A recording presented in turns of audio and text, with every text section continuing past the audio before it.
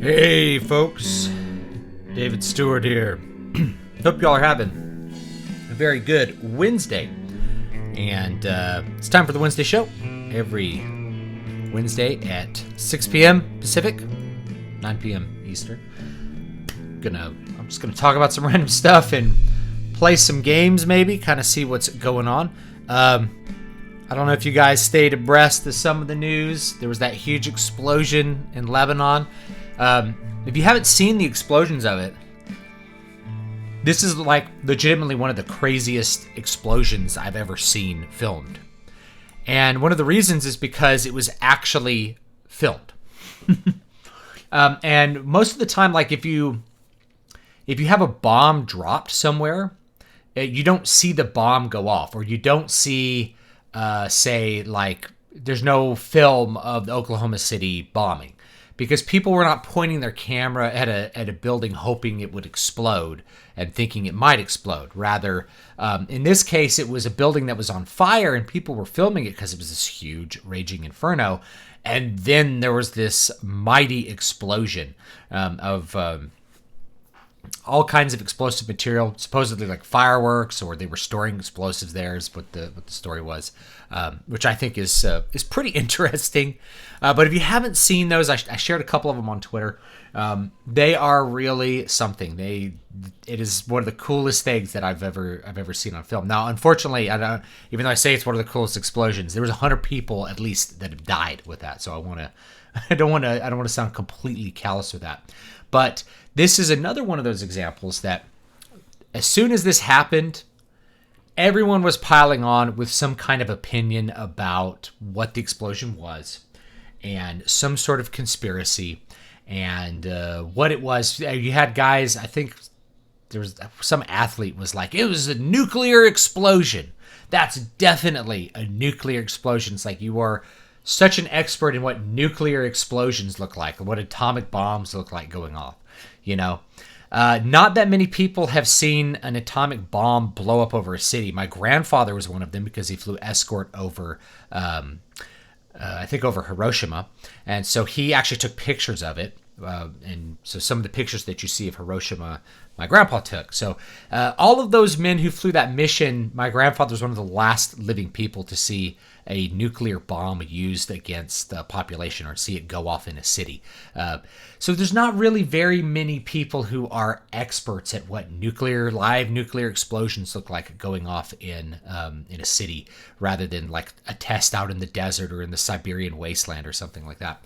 So great example of people, and of course the media hypes that stuff up because that's what gets people afraid. It gets people interested. It's like, was this a U.S. strike against Lebanon? Was this an Iranian bomb going? Was this Israel? Like, who was blowing up Lebanon before anybody could, even the Lebanese government could say anything about what happened to be happening in Beirut? So anyway, great example of a news cycle, and definitely one of the most intense explosions I've ever seen. Probably one of the most intense ever filmed, because you had so many people pointing their mobile telepathy devices at an explosion because there was a fire. It's like, oh, there's a big fire. We'll film it. And then all of a sudden, kablamo, there's one of the most massive explosions that people have ever filmed.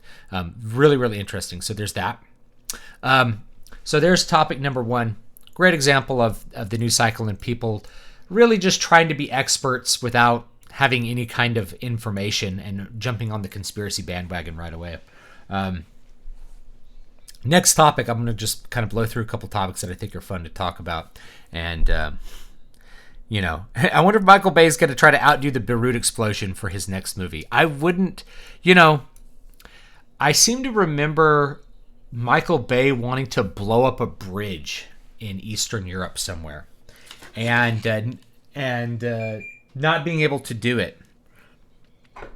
And people getting all upset because it was this, quote, antique bridge. And it was like, well, it was this 100-year-old bridge that was falling apart, and we're just going to blow it up from the movie. It's like, blowing up a real bridge for a movie. Wow. Like, these are things that actually go across the minds of movie producers who have $100 million to work with. They're like, what if we just pay the town to blow up their bridge? Like, can we do that? Kind of an interesting thing. I think he wanted to blow. I think that was him. who wanted to do that. What do you think has caused the rise of Karens in modern society? I think it's the breakdown of there's always been Karens, right? There's always been kind of school marm kind of ladies that get in other people's business and try to enforce their idea of manners. But when we have a breakdown of our communities and our local way of living, those people's energy seems out of place because they're not yelling at people. They're not having this attitude towards people they know, and therefore people that have, there's a social consequence to them acting like that. So if you have a Karen who's, yelling at a kid that is related to them, they could get pushback from the kid's mom, things like that. So as we become more atomized and our communities go away, this more matriarchal, let's call it matriarchal female behavior, which is really designed to enforce certain kinds of social norms, like you should do your job well, you should act a certain way, you should dress a certain way. Women have always been like this, and that's, I would argue that's actually been part of their social role throughout history, has been some of the enforcers of behavior within the tribe as they get older and have more social power. But without the community that actually contextualizes that, it becomes improper behavior. You start yelling at some random delivery driver that you don't know where he comes from, you don't know anything about him, right? And I'm thinking of a guy actually yelling at a delivery driver, but women could do this. Or saying you want to speak to the manager and like bitching out the manager at a restaurant when you don't know anyone involved and nobody knows you and they have no reason to actually care about what you think on a social level. It's more just like maybe even a PR at some level. So those sorts of behaviors used to be contextualized in a community in a way that maybe they weren't necessarily pleasant, but they were bounded by social interactions and the normal limits of social interactions, and they were also contextualized in a way that they're directed towards the positive set of behaviors and with the group. So there's that. People being experts with little to no knowledge on a topic sounds pretty accurate in the news today. Yeah. How are you feeling? Sense of smell come back yet? Yeah, my sense of smell's basically back. My wife's is back. She's like, I can smell the baby poop. Why did I want this back again?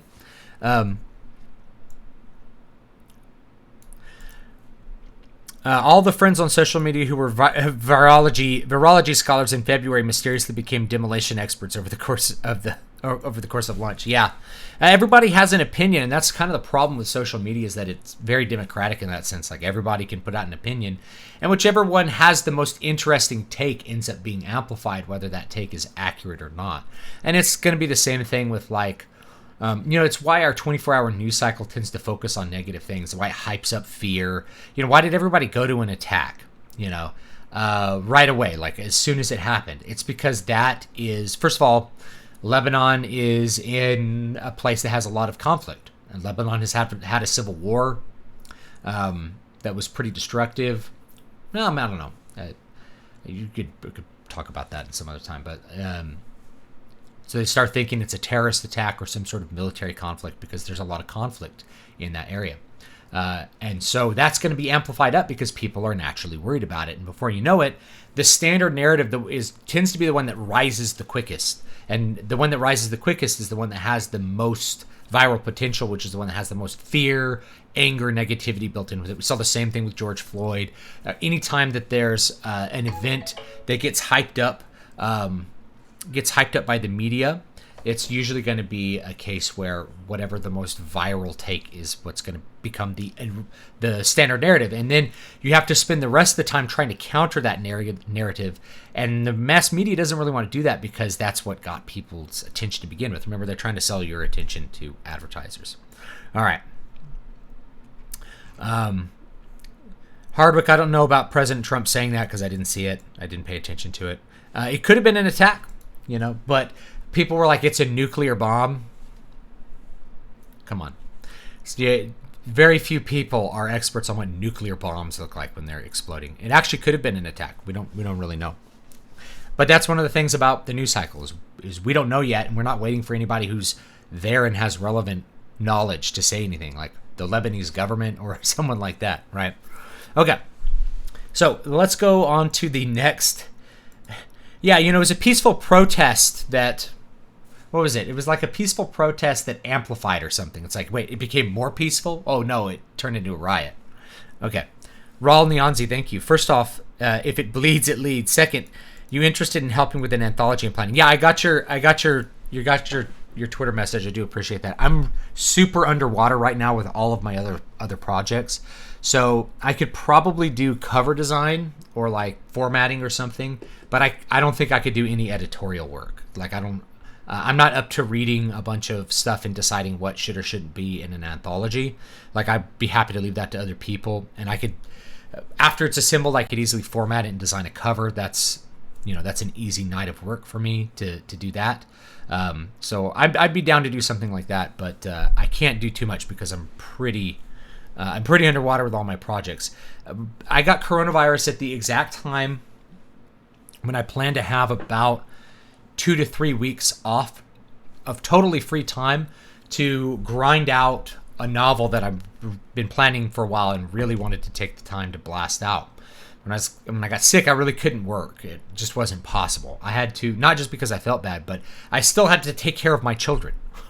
And my spouse was also sick. My wife was also sick at the same time as me. So we had 2 sick adults trying to take care of 2 children that weren't sick. Now, my son was sick for like 12 hours. So, kids don't really get sick from this. And my son was no exception. He was like, he felt really bad for like half a day, and then he was pretty much better the next day. My daughter had fever for like 2 days. I had like 3 days of extremely high fever, and then like lung trauma, like SARS symptoms and I still have like a lingering cough, but for the most part, I'm pretty much better. But that put a stop to that. So I had everything planned to have that draft done basically by now. I haven't been able to finish that draft. I haven't even been able to make the progress on the draft that I wanted to. But now that I'm in August, I have to adjust what I'm doing. I put out a book in June. It's like I really need to have a book coming out next month.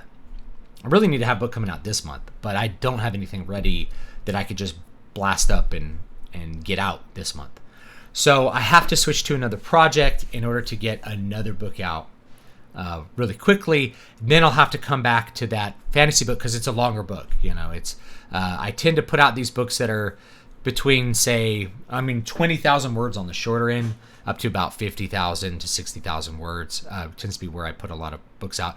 My fantasy novels, though, they're longer. They're over 100,000 words, all of them. So this one would be no exception. It'd probably push longer than the other ones in the series. So I just need more time to write it, and that would mean like not having anything else come out for a long time, which just isn't that good for business. I need to have another book out.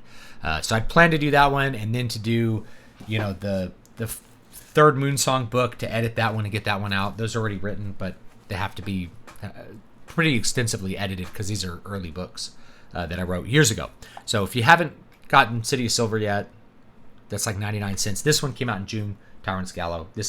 They go to Pirate Island. It's pretty fun. Lots of good adventure stuff. So if you like a lot of action-packed adventure with like strong, fun characters, hopefully you'll like these. Book 3, I will hopefully get book 3 out this year as well, and that'll make 3 of the. I'm not sure how many total we'll have. Book 3, I'm just thinking off the top of my head. Book 3, 4, 5, probably 7 books, 7 to 8 books total. For that series, and then that'll finish it up. So that's a rather long series, but it's good for kind of Kindle business. If I were really wanting to push it, I'd be putting out 1 a month from the series, like just bang, bang, bang, bang, bang, putting them out. But I like to enjoy my work, and so for me, editing and rewriting older books, it's hard. It's hard on me psychically, so I have to do something else. Oh, another super chat from Rawl. Thank you. The formatting and cover, all I need you to do. Yeah, I'm totally down to do that.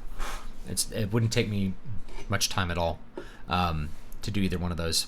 So yeah, Rawl's planning an anthology of adventure stories targeted towards boys or males, because this is something that's really ignored by the greater publishing industry. The publishing industry, this is an interesting thing. So the publishing industry has always been dominated by female writers from the very beginning. I know people maybe that's a shock to somebody listening. It's not a shock to anybody who's studied literature. The novel as a format was really invented by women and marketed towards other women who had time on their hand to read fiction. And mass market fiction like dime novels and stuff evolved out of that. And of course, men read too, but women have always dominated it from the very beginning. And so as we go forward, you get this weird narrative where they're like, we need to have more women in science fiction.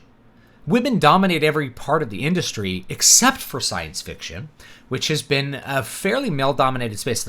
There's been great female writers in the science fiction and fantasy space way prior to today's writer like Leigh Brackett and not too many others to really think of. So why is that narrative there? Well, it's just because it's a male-dominated space. All male-dominated spaces must be destroyed and replaced by female-dominated spaces. So that means that the male demographic, which has historically really liked science fiction and fantasy, has been completely ignored. So I think having an anthology specifically directed towards young men or boys is a great idea, and it's something that we really need a lot more of in the indie world. Indie world, of course, is quite happy to serve males. Not only that, but I think indie fiction serves females as well, because as companies like Tor publish sci-fi novels written by females about like queer, maybe like queer issues, they don't sell well. No one buys them because the demographic that would want those kinds of stories isn't really into science fiction. So it's like it's kind of like Bolshevik marketing. They're creating products that they wish people liked or they think people ought to like, rather than the products which they do like. And it's all completely backwards from how it really should be.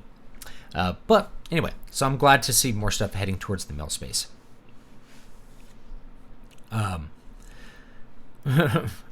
What aspect do you go to? What aspect you get too deep in world building? What aspect do I get too deep with in world building? I'm going to be honest. It's monetary systems. So my dad was an economist. I'm very well versed in economics. And one of the things that always gets me about fantasy worlds is their economies. Excuse me. Their economies generally make no sense. Now, you could go Lord of the Rings route, which is you mostly ignore economic issues because those aren't that interesting. But a lot of high fantasy guys, Brandon Sanderson in the Stormlight Archive created this monetary system based on little pieces of jewels in glass. There are many problems with that as a monetary system. Not portable, not fungible, like there, you go down the list there. And how you would create a banking system based on jewels in glass beads that have to be charged with Stormlight or something, right? Now it's very creative, and I give him credit for being really creative. Like, why don't they use these jewels instead of metal? Well, metal's very fungible. You can print a variety of weights of metal, and it works. So my monetary systems are based on basic bimetallism, silver and gold, and then you have other less precious metals, iron and copper, that make up what we call petty change, right? So, rather than having exchange rates like there's 100, there's this many sickles to a nut, this many nuts to a galleon, that kind of stuff. J.K. Rowling, believe it or not, had almost a good economic system for her books. The only thing is the bank was not doing what banks actually do in the Harry Potter books. So, for example, the banks were literally storing your gold. That's not what banks do. Banks do not store your money. Banks take your money and lend it out, and then give you a portion of the interest they charge for that in return. So when you put in $100 into a savings account, the bank lends out 90 of it and keeps 10 of it in reserve, based on the assumption that most people are not going to be pulling their money out of the savings account. You have to have some cash reserves to pay out if somebody wants to get their money out. But otherwise, you put that money to use. You lend it to somebody and gain interest on it. That's the way banking works. So There's no such thing as like a pure gold standard, for instance, as long as you have banking. If you have banking, you have a mixed standard. You have gold as a currency that you trade, but you are also trading deposits, meaning IOUs. Hey, I have $10,000 in a bank account, let's say $10,000 of gold. I'm going to write you a check for $800, and you go take it to the bank and they'll give you that. But of course you go to the bank with your check and you don't get the $800 gold out. Instead, they credit your account and debit the other account and just shift the numbers around. That's the way banking works. So what should have happened is Harry Potter should have gone to the bank, and rather than going to a vault, like a bunch of these underground vaults guarded by dragons, this is nonsense. He'd just be there and be like, oh, we looked up your parents' account on our magical tally system, and you have this much in reserve. How much do you want to get out? They wouldn't take you down, like waste all the time taking you down to a vault. They might have vaults for security reasons, but no bank would do that. They would have to charge so much money to just store your money. You would never put it in a bank. You would bury it in the ground because it would be safer and people wouldn't know where it is, rather than putting it in the Gringotts Wizarding Bank where everybody knows where all the valuable stuff is and people go and steal valuable things out of it. Anyway, it's almost good because she actually has different metals there. So I go with basic bimetallism and keep it pretty simple there. I also have, like, in these books, there's like contracts and stuff. I cut down a lot of stuff I went too deep into, because I had like corporate contracts. I had all these different ways. I had stock. I had explanations of how stock worked in the economy, because I was basing it on like 17th, 18th century European society, really global society at that point, because Europe had colonized the world. Of course, they brought their economic system to other countries, and other countries made use of those economic systems. So that's the aspect that I get too deep into, is the economic stuff. Make Voices of the Void sequel and I'll pay you respect. Deal? Yeah, I need to do that one. I have a story in mind, but I haven't written it yet. That's probably my most popular book, and I really expected nobody to like it because it was totally an experiment. So Voices of the Void has no scene breaks. It goes straight through. It's a really weird book from my perspective, but I just felt like doing something experimental. I just had a kid. I wasn't sleeping much. I was only able to work pretty much from midnight to like 2 a.m. in the middle of the night. Wrote a horror book. It makes sense for me. And that's what I did. I didn't expect people to like it as much as they did. Alexander Helene describes the term Karen as racist and sexist, and it's designed to get a certain portion of the American male public to turn against the female half of the equation. I mean, who cares? I don't care if it's racist or sexist. That, calling me racist or throwing that stuff out there it doesn't matter to me. I like Alexander a lot. He's a friend. But I don't really care. It's just it's a classification, and the thing is, the truth is that white women are a racial group that you're allowed to make fun of. We don't have like a group. We don't have a name for like the Jewish. Actually, we do. We used to call them Jewish mothers, but we can't really say that. Oh, she's a Jew mom is what we'd say, or a Jewish mom. A Jewish mother is a woman kind of like a Karen.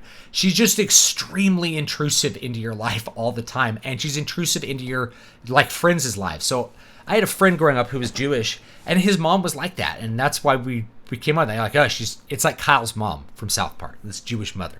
But we don't have a lot of those for other groups, and if you do have it, you can't really just be out in the open by calling people. It's like kind of like calling somebody, like a really stereotypical black name. It would be the equivalent of Karen. You can't really get away with that. You can get away with calling white women Karen. So there is a point to that, which is that there's no, it is a double standard. Eyes in the Walls is now one of my favorite books. Thank you, Brandon Kahn. I really enjoyed writing that book. That was a fun one. I plotted the whole book live on the stream, I think the day before Halloween, and then I'm like, I'm just going to write the book. I wrote the first 1,000 words or so live, and then wrote the rest of it right after I released City of Silver, so I was pushing this one, and then 6 weeks later I put out Eyes in the Walls, and I put out the Christmas Spectacular. So it was a good couple months. Kaku, thank you for the super chat. Looking forward to your isekai that involves the economics and Christian metal. Yeah, arise, Austrian economist. Arise, So like arise, middle-aged businessman and middle-aged businessman arise in another world. I'll do a video on that one because I actually read that one. It's pretty funny, but I don't know if it was supposed to be funny. I found it very funny because I think it just plays on a lot of the tropes of the isekai genre, I guess. But yeah, you do that one. Austrian economist, the rise in the Middle Ages. And just be able to completely command the economy with your knowledge of banking. Yeah, kind of corner. Also, the vaults are so far below the surface that it becomes ridiculous. I know. What about checking accounts? Yeah, there should be checking accounts. And checking accounts go way back, actually. They're like, the Knights Templar basically ran checking accounts. They ran a banking system for nobles, which made them kind of on a hit list, but used to do that rather than, because like, let's say you needed to pay another person like 100 ounces of gold, which is, like $200,000 or something, right? Are you going to walk around with $100,000 cash? Well, you got to pay a bunch of armed men to carry $100,000 cash somewhere because somebody is going to get wind of that and want to steal it. There's going to be a bunch of bandits on the highway. So rather than doing that, you would put in $100,000 into, say, the Templar Bank, and you'd get a note, and you would send the note with a messenger to the person you owed it to, and they would take that official note to the bank and then get it out. I mean, this very interconnected economy that we have now, and then from there, the different people who own the banks would square up after that. So you come with a note, or you give them a note, hey, come to my bank, and you can get the money. And then actually, this was a plot point in Rob Roy, the movie Rob Roy. So they wanted a note. They wanted a note for what was owed because then it's secure in the bank. And instead of that, they brought coin. Now, the problem with bringing coin is after they give them the coin, they go kill them and just take the coin back and say, hey, bandits killed him on the way back. I guess he lost his money. Right, so it's an easy way to double cross. It's not secure to carry that around. So that is one thing banks do, is they keep money secure. But the real value of banking is that they lend money out and create that account. That's how banks create money. A banker would never say, I make money. But it happens because of the way the transactions between banks is that they take in $100, they lend out 90, or euros, whatever your currency is, or yen. They take in money, they lend out 90% of it. That 90% gets redeposited, and then they lend out another 9/10 of that. And then people are basically writing checks based off of what they have in their account, even though the money is not physically there. It's just a bunch of numbers credited. You actually end up creating almost 10 times as much money using a fractional reserve banking system. I didn't read the Lester didn't think, sorry. Frank Theodat, thank you for the super chat. Your latest blog post, You Have No Friends, resonates with me greatly. 27 years on this earth, and I finally understand what it means to make friends with shared values and not just mutual interests. Great stuff as always. Thank you. I really appreciate it. So let me transition to that, and I'll talk about that topic for a minute. So this is something from Alexander, actually, which was, why do so many grown men not have friends? And I came up with a bunch of reasons. I'll go ahead and go over a couple of those reasons so that we can, just have some fun with that. So there's a bunch of reasons why a lot of grown men don't have friends. First of all, the perception may not be accurate. So grown men do have friends, but we see women with their friends more often. And women interact with their friends differently. So my wife, she closed down her Facebook account. But let's say you're on social media and you see women on Facebook talking to each other all the time. So it appears like they have more friends, and men don't do that. My wife is always on the phone with friends all the time. Men aren't necessarily just calling their friends up for no reason. Rather, men engage in male relationships differently. So male relationships are developed out of common experiences and sometimes traumatic experiences, which is why people who were in war together, who served in the same same unit together and knew each other. They become friends afterwards. My father's best friend he met in the army, of course, and his other best friend he didn't meet in the army, but they had that common background. They had both been in the army. He had been in the army a little bit before my dad. So having those common experiences creates that immediate kind of bond, and then you actually cultivate and maintain the friendship also through common activities. So my dad and his friends would go hunting together. Men go golfing together. Those activities that men do together, it's really important because that's the way that they maintain relationships. It's not by talking on the phone. Women seem a little bit more able to do that, but men need to be physically present with another male doing something. They can't just sit around and talk.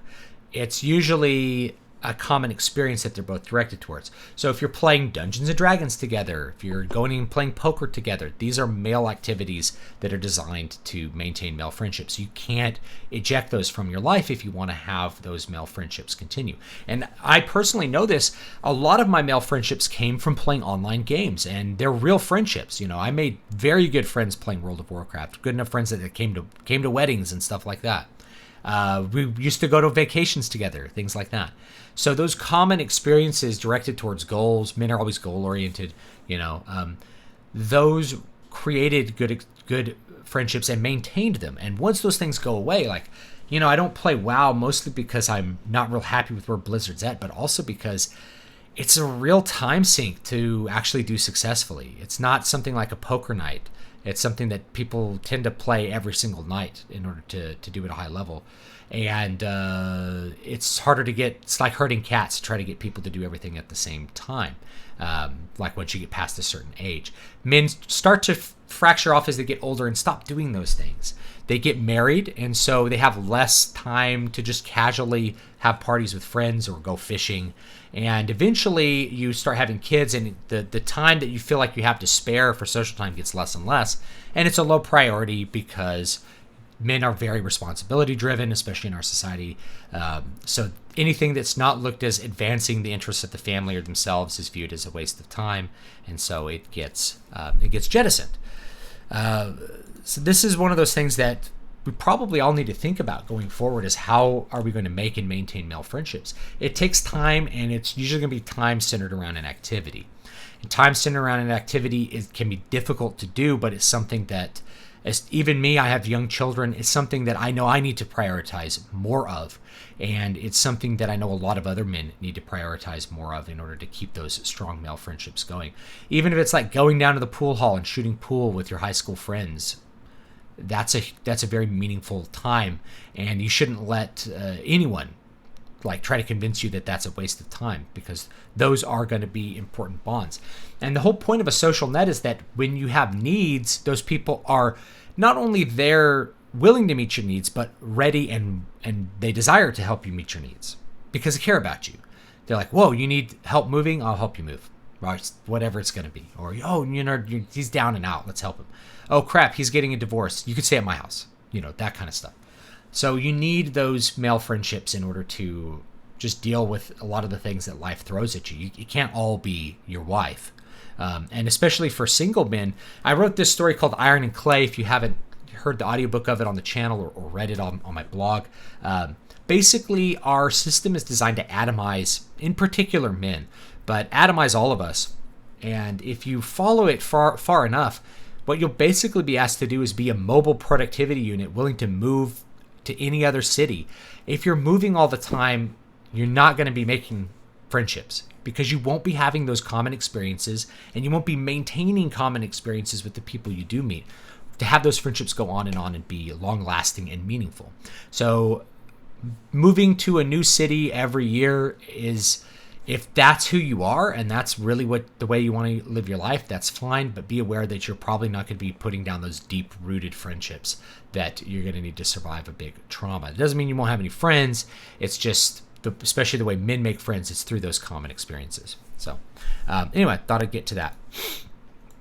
Seinfeld, single people and married people don't mix bit. It's kind of true. I've gotten to an age where everybody that I knew from high school and college has gone in kind of two directions.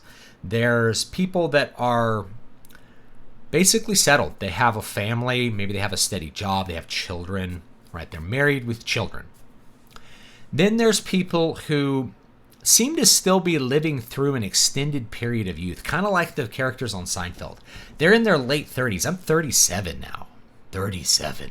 So I'm at 37 now, and a lot of my friends who are also 37 or 36 or 39, whenever they went to college with me, if they didn't get married at some point, like they didn't get married, maybe they got married like in their mid 30s, they're like not having kids. They're still basically living, they're playing house with their wife. They aren't really making a family. And I don't mean to degrade anyone that has a marriage that doesn't have kids. I want to clear that up, right? Because some people can have kids, some people it's not appropriate for them to have kids. I don't want to paint everyone with the same brush. But they continue to live this life where they're going on trips all the time. They don't have a ton of money in the bank. They're working, they're still trying to pursue higher degrees like doctorates and master's degrees, which is a bizarre goal for me. They're like, I really, see people like trying to get doctorates in conducting. It's like, what a weird choice, because I view everything through this lens of my family rather than I just desire to go through this process to have a conducting degree. I'm like, how would a conducting degree further my goals and ambitions and help my family? It's like, it wouldn't. I don't do it. That's it, right? Hey, does this move me closer to my goals? No, I'm not doing it. It's like, it's kind of like exercise suggestions. Like people are like, hey, man, you should do, you should really, I don't know, you should like get into powerlifting. I'm like, powerlifting, is that going to make me thinner, healthier, live longer? No, I'm not doing it. It's like, I don't have time to it. I have time to do the exercise which is going to make me healthier, thinner, better, longer living, and I'll deadlift on the side. That's the best I can do. It's true. The best banking depiction in fantasy I've seen was in The Witcher 3 Blood and Wine. You have to fight bureaucracy to get your money. There's going to be a true to that. Rob Roy's an excellent movie. Yeah. It's quite underrated too, and I believe it's due in part to coming out the same year as Braveheart. I also think it's because of the way they talk. They talk in period English, and their accents are thick. So I think a lot of average moviegoers didn't understand. It's kind of like watching Shakespeare. Shakespeare's technically modern English, but your modern English speaker is going to be like, what? Most of the time. Especially the way Shakespeare tends to be delivered these days, which is like very fast, accented. There's, I don't know, I don't want to get too deep into it, but there's approaches towards delivering Shakespeare that have kind of evolved over the last 50 years or so that I think are just terrible and make just Shakespeare. It's so hard to find any kind of production of Shakespeare where you can enjoy the story if you don't already know it pretty deeply. So like the way that you kind of have to enjoy Shakespeare is you have to read the play. It's a play. It's supposed to be watched. It's drama. You have to read the play and understand the story and then go watch it and see how actors are going to express that older language, right? So it's kind of like that. So I think that hurt Rob Roy a little bit too, but I loved it. I loved that kind of stuff. That's me. Do you think a currency that was made by crushing up diamonds or precious metals and then sealed evenly between two durable, flexible plastic sheets would be functional? The answer is no, because it's not very fungible. The answer would be yes if the unit, if there's a unit that's small enough that the fungibility doesn't, like a penny, right? 1 penny is such a small unit of money. You don't have to worry about a penny itself being fungible. If you go back to Roman times, a penny needed to be fungible, which means divisible. So people would clip coins. That's the way they taxed them, is they take your coin and then they clip 10% of it off, and like you paid your tax. You paid it by weight of silver. And then they'd have to collect all the coins and remint them, because from all the clippings they get lighter and lighter, which means each time you use the coin it gets less and less valuable. If you read An Economic History of England, is that what it's called? Okay. The history of economics in England is really fascinating and really interesting if you're into that kind of thing. There was a point where I think it was Henry I had all of the bankers in England mutilated for devaluing the currency, because he got over to France and all of his coins were not an ounce. They weren't an ounce of silver. People were weighing their coins and they're like, this is, the money you brought over is not what you brought over, because over time they were shrinking the amount of money that was supposed to be in the coins by more and more and more. It's so he had them all like had all their generals cut off. You know, people did not like bankers, and then at one point they expelled all the Jews from England because the Jews were the bankers because of the way that the way that usury and stuff was established between and within economic groups. So you couldn't really charge interest to a fellow Jew, but you could charge it to Christians, and likewise, Christians couldn't do usury towards each other or suffer damnation, but they could accept loans from Jews. So Jews naturally ended up in the position of being bankers towards the Christians because they were the outgroup, they were the smaller group. So that made them targets. All the noblemen, I'm trying to remember who it was that expelled all the Jews from England back in medieval times. But basically you got pressure from all the noblemen who owed a bunch of money. They took out a bunch of loans from these Jewish bankers, and they didn't want to pay the loans back to the Jewish businessmen and the Jewish bankers. So they're like, why don't we just kick all the Jews out of England, and then we won't have to pay them back? And the king's like, that's a pretty good idea. We'll just kick out the people who we owe the money to, and then we won't have to worry about it. I think you dabbled in Japan manga on this channel before. Yes. Heard of any of the news of politicians trying to ban it? Yes. So usually it's going to be very misplaced, and I think the real controversial manga is always going to be what people call lolicon, right? And if you're not familiar with that, it stands for Lolita Con. Lolita is a pretty popular book, basically about a pedophile and a child abuser, right? Who's obsessed with like this 12-year-old girl. So lolicon involves it's hentai, which means pervert. So it's pornographic drawn material featuring what appears to be underage girls who are, say, pubescent or prepubescent. Now, obviously, people are going to have a problem with this. So the ethical question with this is, really, is this a thing that should be illegal because it elicits and titillates an improper desire among some people, or is it something that should be legal because no minors were hurt in it, right?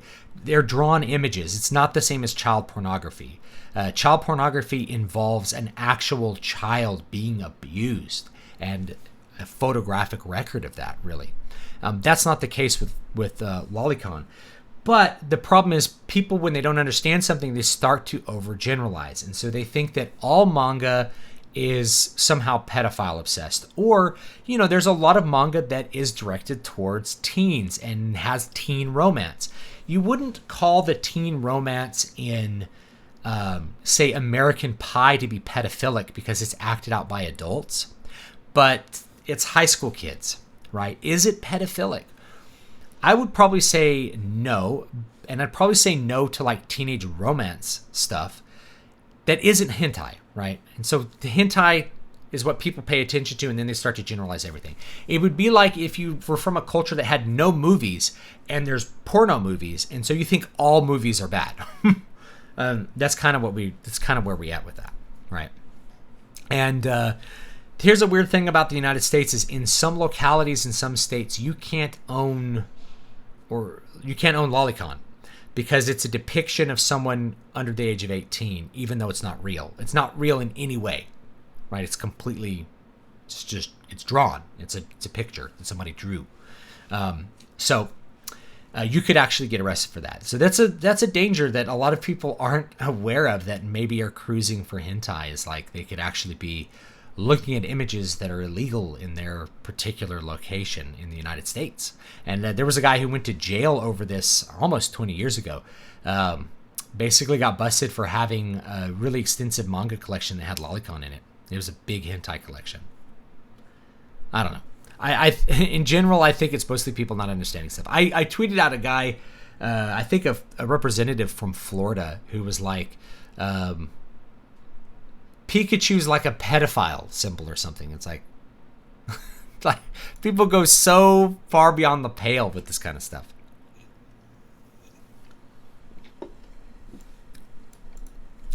Speaking of Jews, I suspect the Jewish lawyer stereotype comes from Judaism itself. Don't they make those kids pore over the Talmud and the Torah? No. Well, I mean, rabbis, in a sense, are really super well versed in the law, right? There's a lot of legalism in the Jewish religion, so it makes a good fit, I think, for the legal aspect, because you're used to dealing with law and dealing with. There's a lot of subtlety, actually, with interpretations of law and Jewish law in the Talmud and just in general, I guess, rabbinic practice. I'm not Jewish, but anytime I look into it, it's usually there's a lot of subtlety in it, just like in the legal system. The legal system, you're really arguing to people about what is right and what's proper with the law, what the law means, whether this trying to fit a unique case to a really kind of wide open law. That's really what the work of lawyers is. And so I think the lawyer stereotype, the Jewish lawyer stereotype, there's plenty of lawyers who aren't Jews, but it's probably not a bad fit if you're somebody who's spent a lot of time already studying the Talmud and Torah. You may be attracted to the idea of being a lawyer. So there might just be some more Jewish lawyers. Likewise, more Jewish financial planners, because they're more attracted to those legal subtleties and things like that. It's just, I don't know, part of the culture. I don't view it. Now there are in-group things, which is how you get, the diamond industry, for instance, is very heavily Jewish. But part of that is like a trust of the tribe. Like you go into a jewelry store owned, and you're Jewish, and you can throw diamonds out and not worry about people stealing them because that person's part of your group. They're part of your tribe. And so there's automatically a layer of trust there.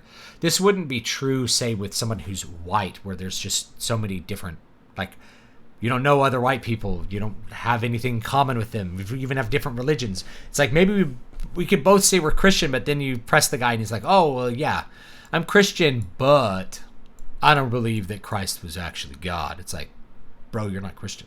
It's like, bro, we do not have the same religion in common. Whereas Jews, it's like they have the culture in common, the religion in common. They have a lot of stuff in common and strong feelings of in-group relationships. They understand the other person there.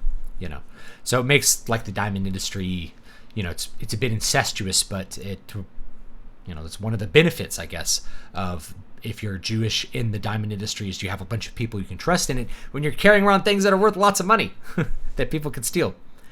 I think that maybe the weird abundance of schoolgirls in manga and anime adds to the perception among some people that anime and manga are for creeps. Yes, I get that, but a lot of these things are directed towards teenagers, right? And Japan has a lot of uniform-only schools, so it's just part of it, right? The fetishization of the schoolgirl is mostly, I'm not going to say it's entirely a Western thing, but it was a Western pornographic thing like 40 years ago. And I think it's just kind of persisted over here like part of a layer of a lens that we look through. It's like we think schoolgirls are,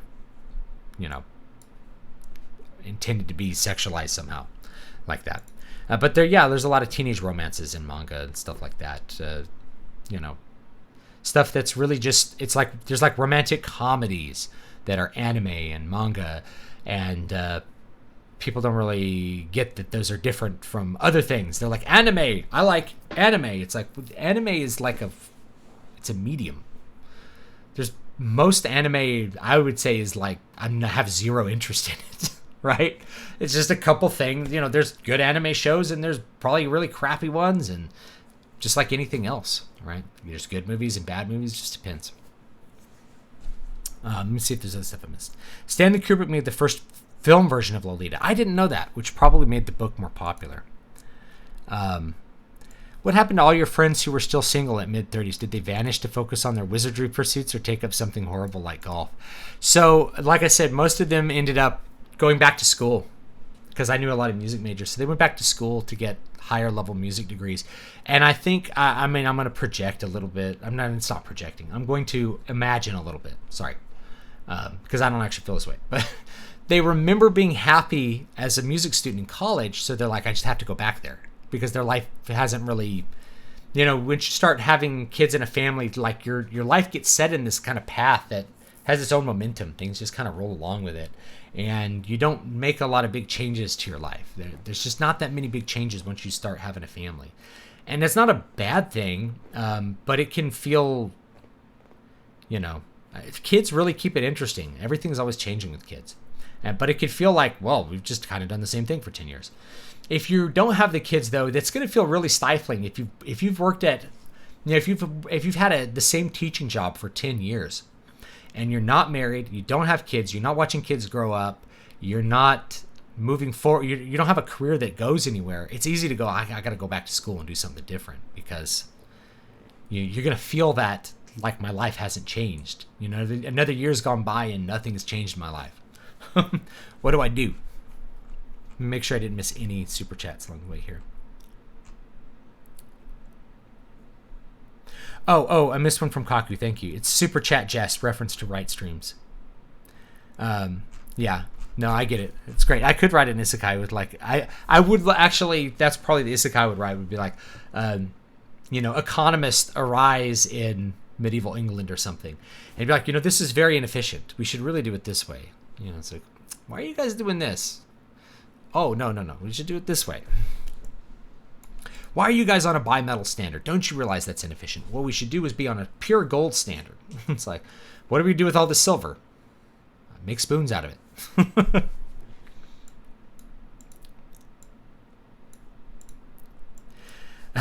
From talking to rampant anti-Semites, I can fairly confidently say that anti-Semitism comes from only the most basic pattern of recognition and refusal to acknowledge anything else. Well, it's like anything, right? Is that, you're like, well, here's some people over here that are Jewish and bad, so I don't like Jews. It's like, you could do that with pretty much any group, though. You could do it with Muslims. Muslims were a big target like 10 or 15 years ago. You could do it with Christians. Christians are constantly a target. It's like, here's these bad Westboro Baptist guys. Christians bad.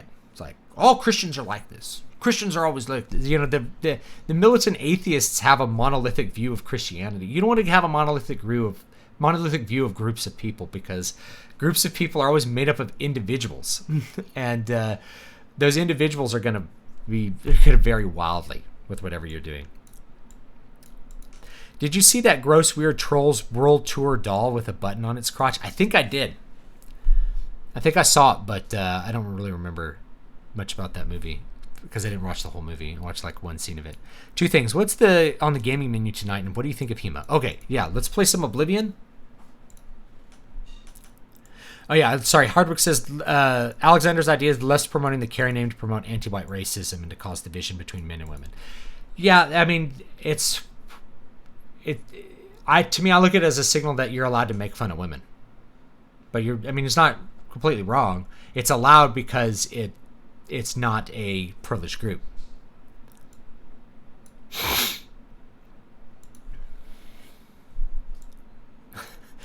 The High Crusade, but in reverse. English crusading army preparing to go to the Holy Land defeats and takes over an alien spaceship.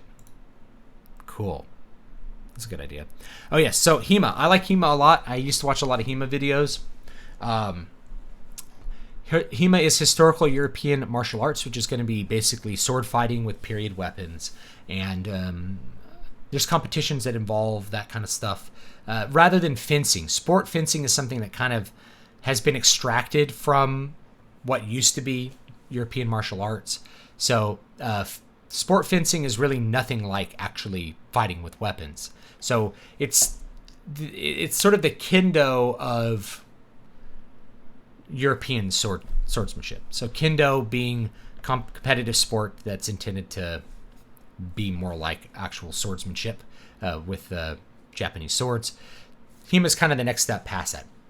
I'm going to use, much more historical ideas to actually do that, to do those things. I like it a lot. I don't do a lot with it though, but all right, take it easy, Raw. I'll see you next time. I don't do a lot of it, but it's something I'll probably get into with my son as we go on. He really likes to do that kind of stuff. I did not watch the Shadiversity video. I don't watch a lot of videos, just so you guys know. I may watch a video, may not. I don't spend a lot of time watching videos because I just don't have a lot of time to myself. So I have to prioritize the time that I have to myself for different pursuits.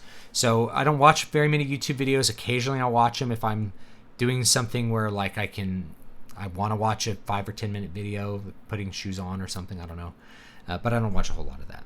So that's just me. So please don't get offended if I don't watch or read stuff. I have very very busy schedule as it is. Finished Mass Effect for the first time today. Earthborn, Ruthless. Let the Council die for the greater good. 50-50 Renegade Paragon. Pretty fun. Looking forward to seeing 2 and 3. I think the first one's by far the best. I think 3 is a little bit underrated, honestly. And I think 2 is way overrated. But I think number 1's definitely the best. In terms of story, gameplay, everything. Number 2 definitely has the best graphical presentation, I think, though. Best visual presentation. But I like that grainy look of the original one a lot. So, all right, let's see here. Let's play a little bit. I think we're working on Dark Brotherhood.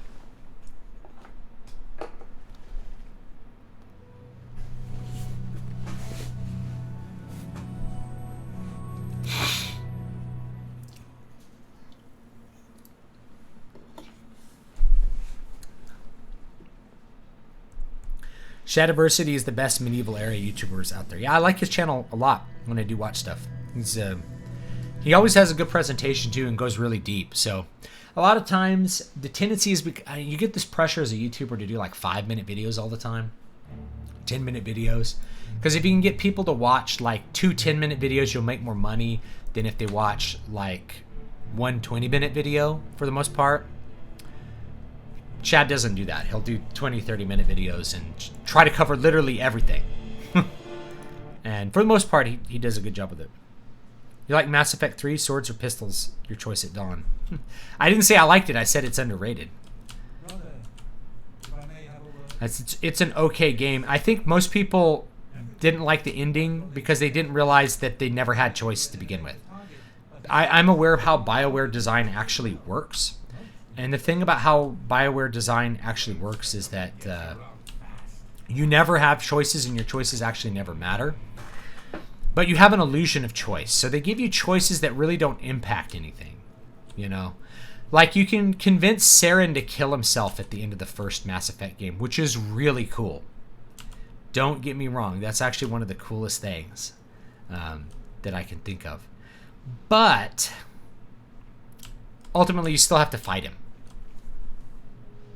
So it just takes away one phase of the fight and the easier phase at that. Now we can leave a bunch of poison apples out here and just kind of see if people eat them, like come back after a week. And you'll find that people will like, when you walk in, people will die.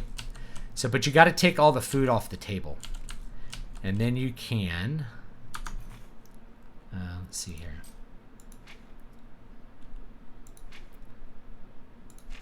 Where is that? Is it on here? No, it's got to be here. Is it here? There it is. No, apple. Poison apple. Oh, nope, I ate it. I meant to drop it. Let's see if it kills me.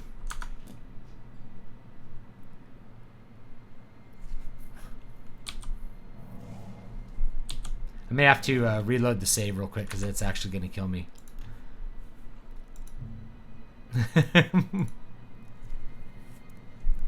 Would you consider doing a live stream of Fallout New Vegas?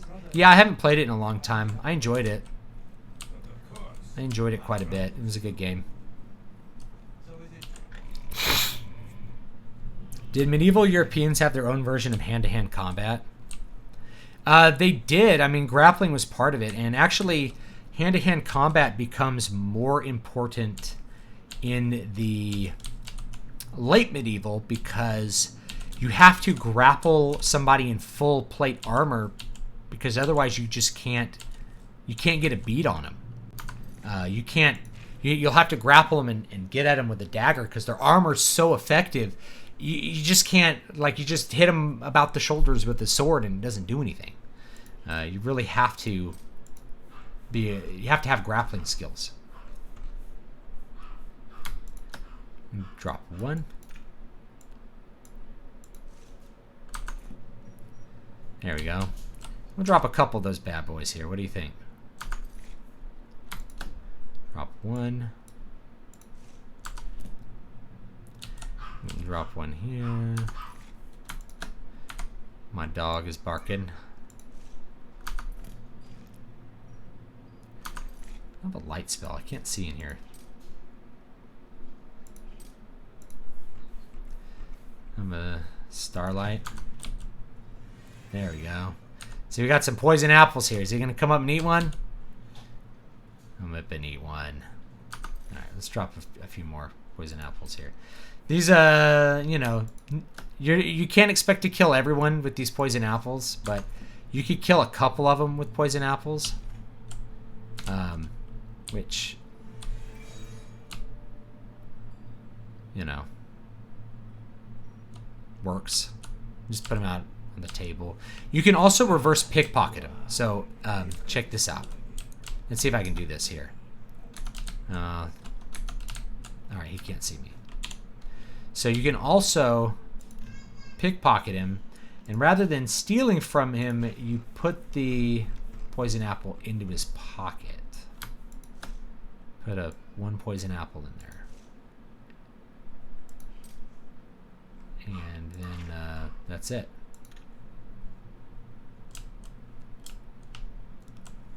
Let's see if I can pickpocket her.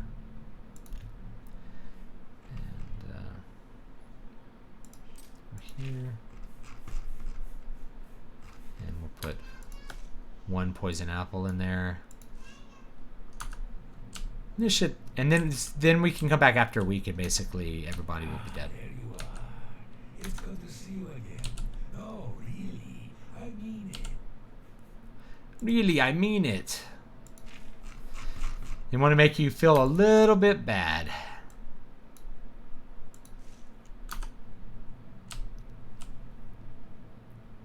Oh, look, he's gonna eat it. He ate it. He's eating it, I think. There you are. Hey.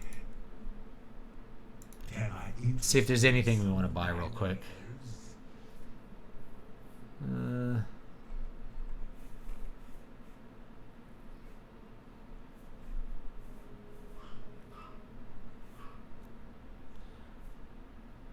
Easy lock. I mean, none of this stuff I don't think we need.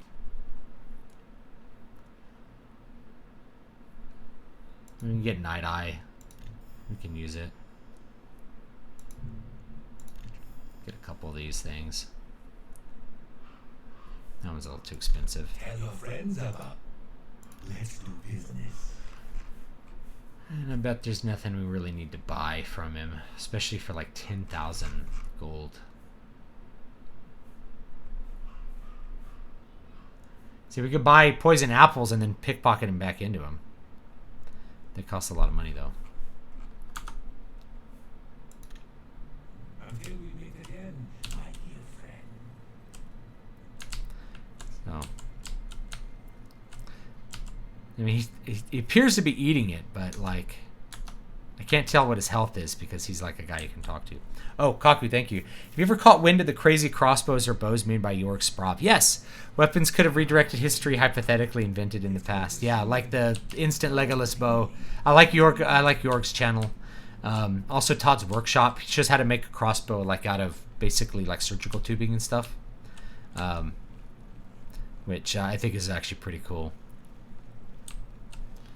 His eyes. All right, let's see. I wonder if I can.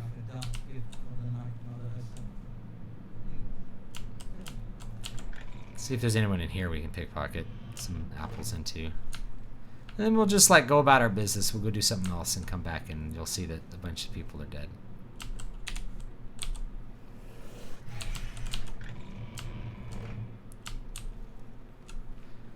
The instant Legolas. Just pickpocket her. Go over here. And put one poison apple in her pocket.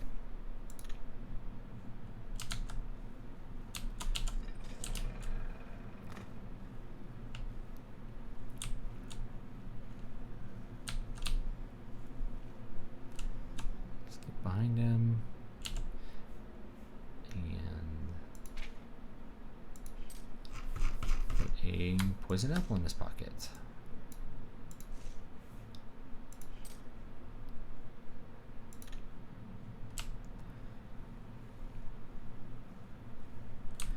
No, Vincent Valtieri. Have you heard about J.D. Cowan's new advice book, Pulp Mindset? Yes. I will try to talk about it in the future. Not tonight, though, because I haven't read it yet. Do you have any noir books or movies to recommend? Probably not off the top of my head. I'm not a huge, like, old noir movie buff. So I don't know if I could just, like, think of a bunch off the top of my head. Noir as a broader idea, though, I mean, there's tons of stuff. I mean, there's a ton of classic movies that you can watch that fit in that genre, I think. From, like, the Maltese Falcon, even, like, the Manchurian Candidate on, like, some level.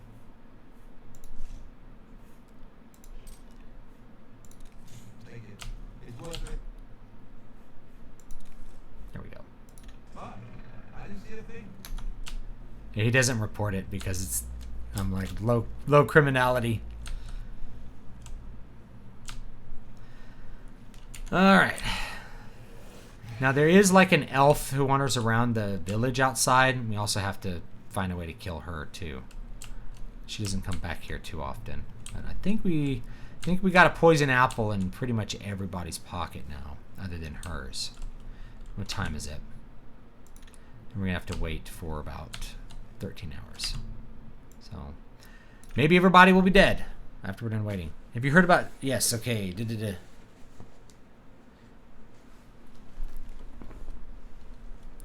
Yeah, we'll talk about Pulp Mindset once I have a chance to actually read it. Chinatown, yes. Maltese Falcon's probably like a good one to start with. See if she's gonna eat it. She's reading a book.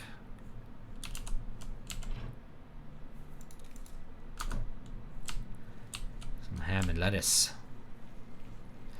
And we could come back and find, like, people dead in different places, too. That's just, like, kind of a fun thing.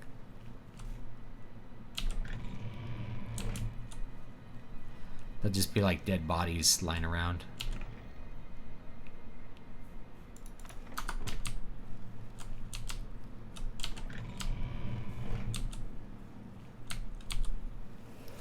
Check out the living quarters. Do you ever listen to old-time radio shows like the Green Hornet or Dragnet? I have, and I think they're actually kind of a fun idea. There is, like, you can get a lot. You can listen to a ton of them on YouTube, like right now.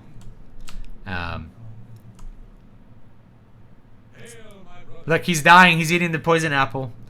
Later, bro. I know what you're thinking.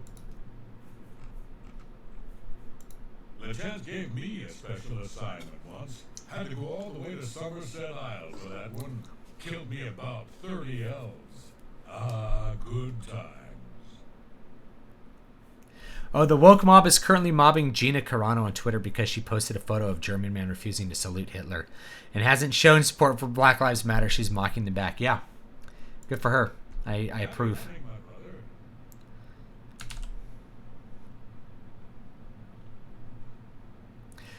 I think I used her as somebody. I think we used her as like the example of like what an actual natty, natty woman looks like. Graves of the Deep Dweller. Oh, that's cool, dude. This guy's got some like loot. Yeah, go sell some of this stuff.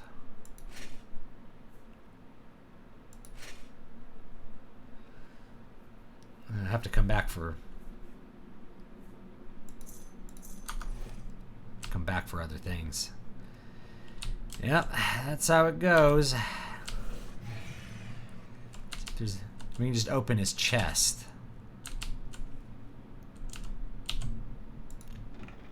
There we go. Look at that. I think we can grab his. Oh, and there's a free dwarven quest. Like, the earlier you do this quest, in the game, the like better you can get, easier you can get like this pretty decent armor.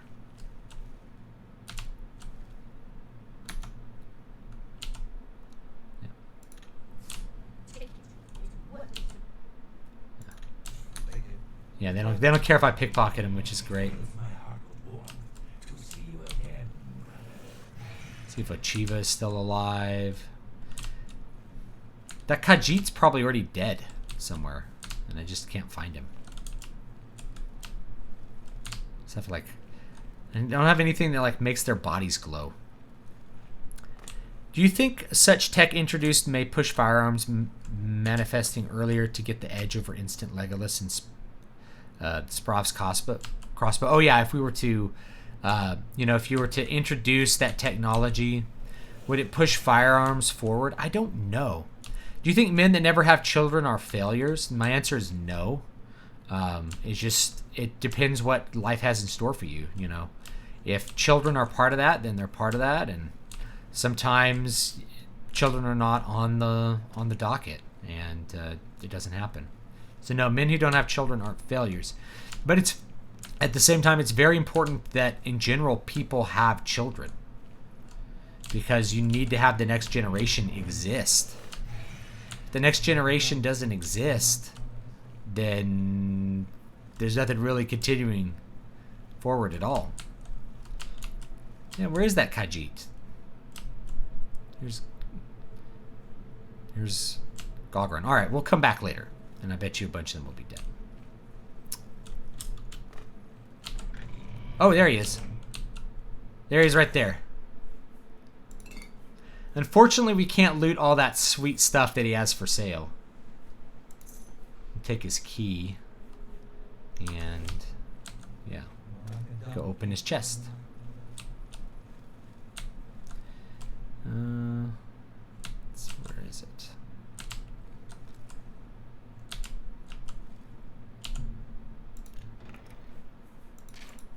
Some spells.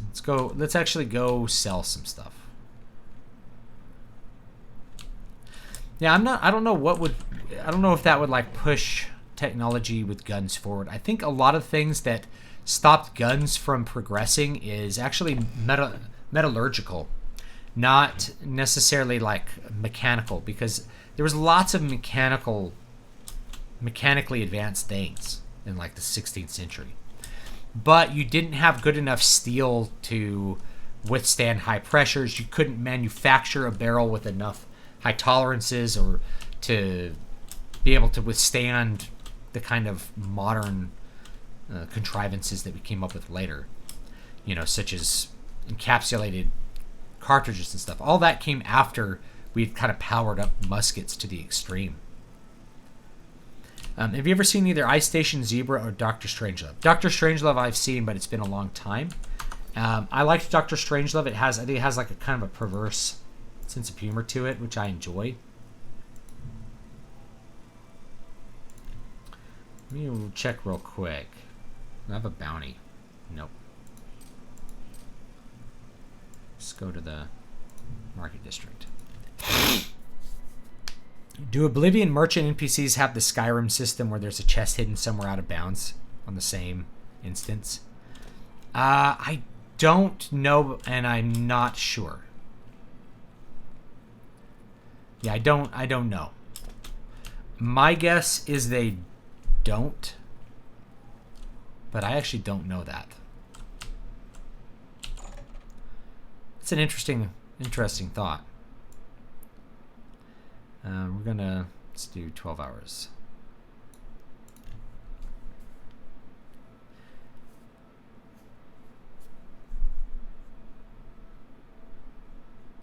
I have a shotgun. I'm surprised at how mechanically simple it is. But I mean, like what I'm talking about here is like it's difficult to make. Yeah, they can be mechanically simple. It's difficult to make a barrel very, very straight with the tools you had in, say, the 13th century.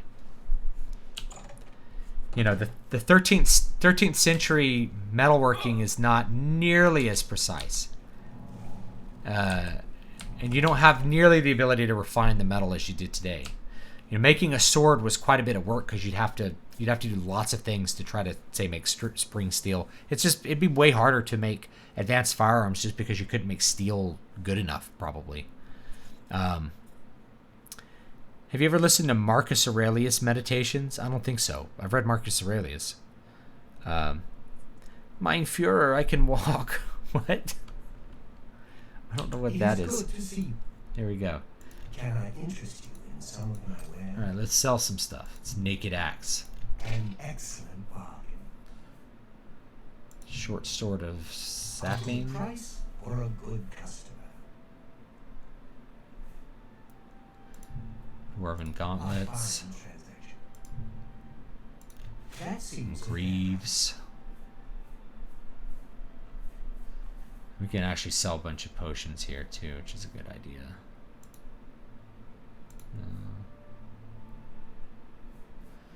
Let's see here. Sell some of these heavier ones. Because I sold a lot of them already. Ah, but we can make some. Let's give away the pewter plate. Yes. Thank you. Did you ever listen to the 1940s radio show The Bickersons? I have not. It's a comedy series about a bickering husband and wife starring Don Amesh and Francis Langford. I haven't heard it. You can actually... I'm actually watching Neon Genesis Evangelion 2, because I can't go out and work out, not because I'm sick, but just... It's 100 degrees. So I have like a little stationary bike in the other room. So I've just been watching. I've been watching that show because, I'm like, okay, I'm sitting in one place. I guess I could watch a show, right? So I actually started watching that. I wouldn't say I'm binging it. It's more like I'm watching a show like every other day or something. I don't binge shows. I can't do the binging of shows. It's not something I do.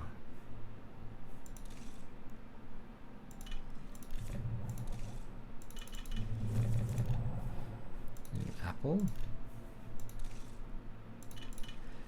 When you get really advanced potion making, you can make single ingredient potions, which is kind of cool.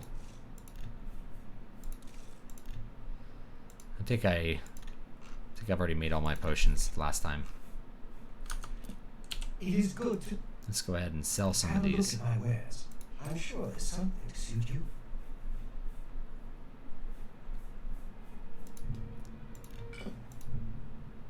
That's a good deal. Love this music right here.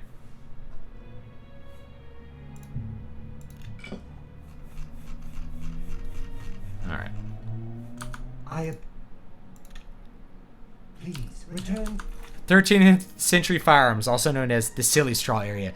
Yeah, you had like in China, you'd have hand cannons. So in China, what you'd have is you'd have a piece of bamboo that you hollowed out, you'd throw gunpowder in and a bunch of shot, and you'd light it on fire and hope you didn't die.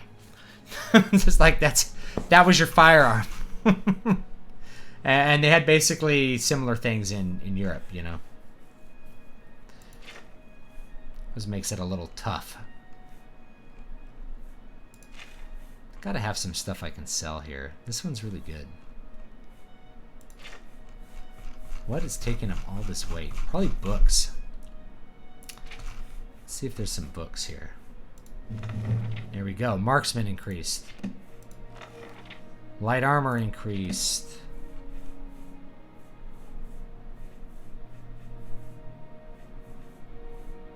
Probably sell a lot of these spells. They don't take up a lot of weight, but could definitely sell some. Soon. It is good to see you again. Amesh is pronounced Amache. Oh.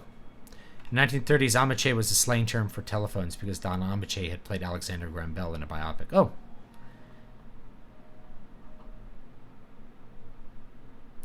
Mr. Stewart was my band teacher.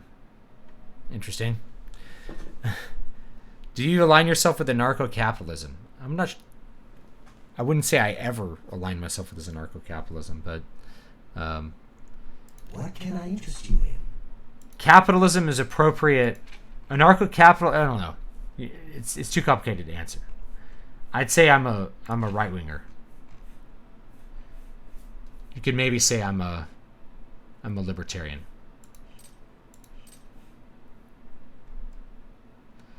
Much is this way. You can sell that. But problem with I've talked about this before. Like the problem with libertarian thought is that it requires a community of like-minded people that thus negates the need for a state.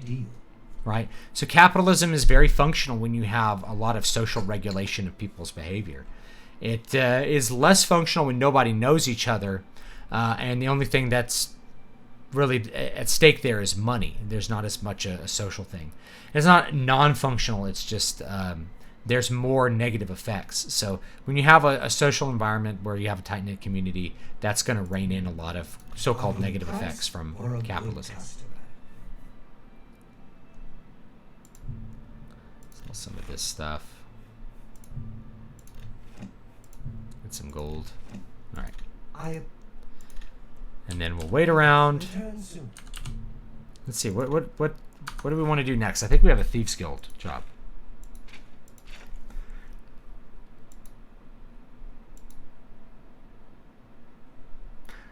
Armand might have something for me. Untaxing the poor. All right. Over that way. All right. Let's wait until dark. About 6 hours. Northside Killamane. Mr. Stewart. Read Siege by James Mason. Or Read Siege by James Mason. I don't think I've read it, but I can read it. Put it on the list.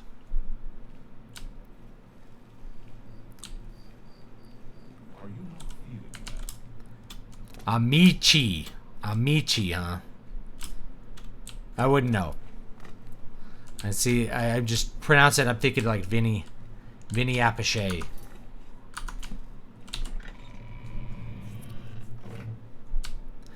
Settled into being minimalist when it comes to governance. Yeah, me too. I mean, it's the thing is everybody looks for state solutions when we're atomized. So the atomization of culture, the breaking down of normal social bonds, is what creates the desire to have the state do the things that people are trying to get the state to do. You know, when nobody has anything in common, it's a lot easier to go like, well, you know, there should be a law against that, when there didn't need to be a law against it 300 years ago because nobody would break that covenant. The South Watchtower. It's going to be over here. Now, we shall see if... I think I have an invisibility spell.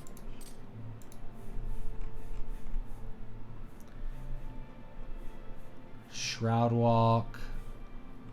Yeah.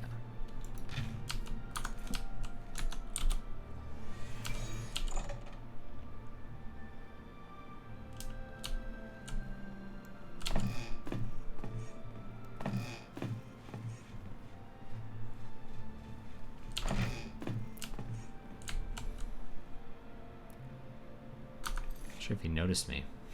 Let's find out.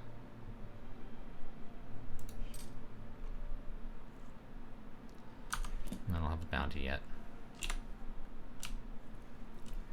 It should all be asleep up there. We're not supposed to be in here. Now, I wonder if do I have an invisibility here? I thought I did. Embrace of Shadows. Oh, yeah.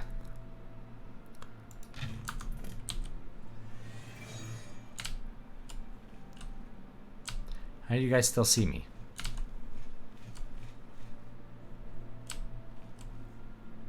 This is your last warning. Get out or I'll arrest you. And unfortunately, invisibility like goes away when you when you go through rooms.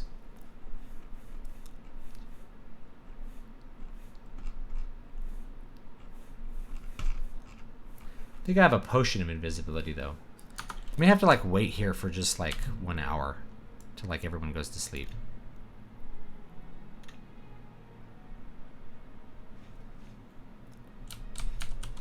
Have you been well recently? Your skin looks a bit off. Oh.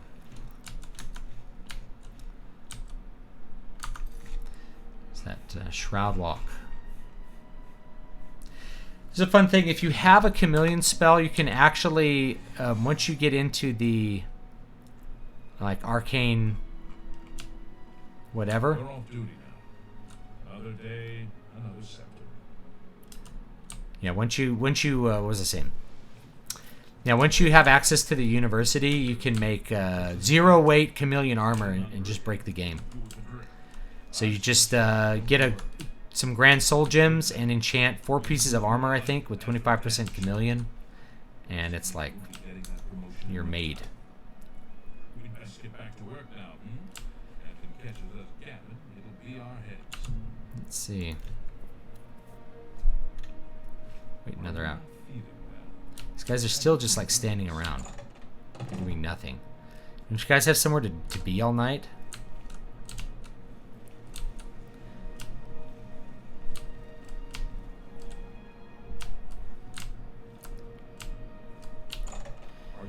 Written by James Mason, former head of the National Socialist Liberation Front.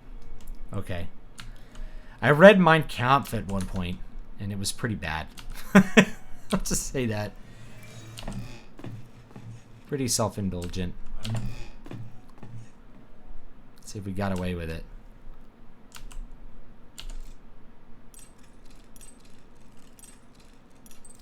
Alright, I think we're gonna get away with it, gents.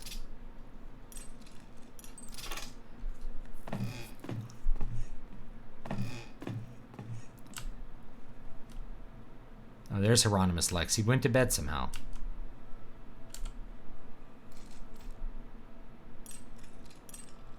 I think you have to pick his desk. We'll find out.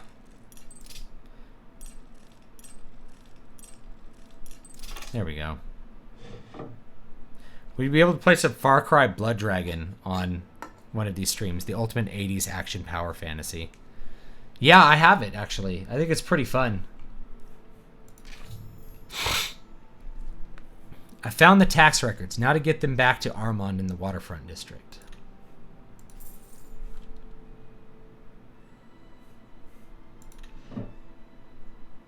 Is there anything else here worth stealing while I'm here? Manual of Arms and Armor. I guess Hieronymus Lex is a painter. He likes to paint, apparently. A Nernroot. That's good to have. Anything in there? Do you have a chest? Something else lying around? Yarn. I think you need yarn to summon Sheogorath.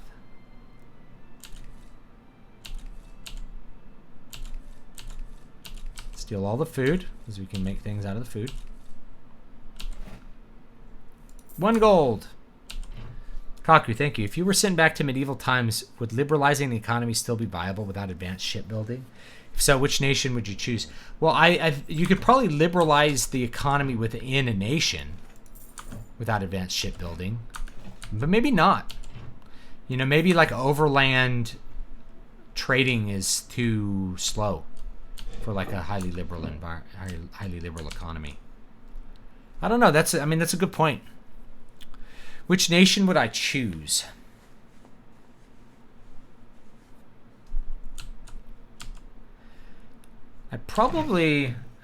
Italy would probably be a really good one because they had a lot of banking going on already. So like Italy, all those Italian Republican states, be pretty interesting. You know, the Italians did a lot of weird stuff in the medieval period compared to everyone else. Otherwise, probably England. Excuse me, gents. I'm just gonna see myself out. And out we go. And just head on over to there. See if he's still there. England would be good. Learn how to speak, read, and write Middle English. You'd have to learn, like, it'd be the same thing. You'd have to learn medieval Italian, you know, to go to Italy. Which would be, I don't know, that'd be an adventure. Middle English is not really English, so you'd definitely have to learn a new language there, too. But England would be interesting because it already had a pretty highly connected economy. Ah, the Grey Fox will be very pleased. We will make Have you ever sure played this any of the is Medal of done. Honor games? I think the really old ones. That fool even bothered to collect this paltry sum. You can keep it. I merely wanted to Like from the early 2000s. I remember those, I think. I think it's time to promote you to footpad. Congratulations on your new guild rank. If you were sent back in time to England in the 13th century and the king knew you were from the future and ordered you to help his kingdom advance his goals of conquest, how would you proceed? I probably wouldn't be able to help very much because it's like, well, you know, I know guns, I guess, but I wouldn't really know how to teach a medieval blacksmith how to do everything required to make iron good enough to make a gun. You know what I mean? To make like a legitimately good musket or something like that. I just really, like, you have to have, like, our entire economy is built on such a division of not just labor but knowledge. Any one of us going back in time would probably not have enough knowledge to help out medieval England in any significant way unless, you know, I don't know, I could teach him advanced music theory. Like, I have a deep knowledge of that, so I could revolutionize their music. But that's probably it. The guild has received a request to obtain a unique statuette. It is a bust of Lafasa Indaris, the formerly slain Countess of Chadenhall. You will be paid a modest sum. Call of Duty 1 and 2. I remember the old Call of Duties. You know. Excellent. Bring it back to me once you have it.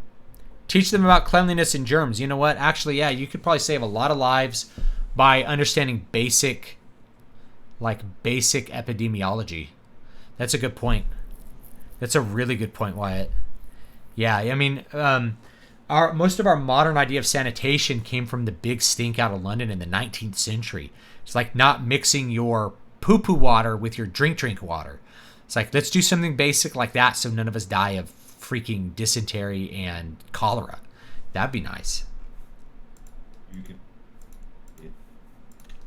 That'd be really nice.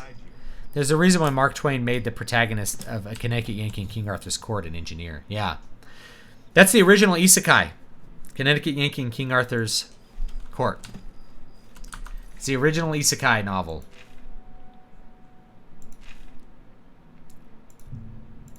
Get to go back to Chadenhall, guys. See how many people have died.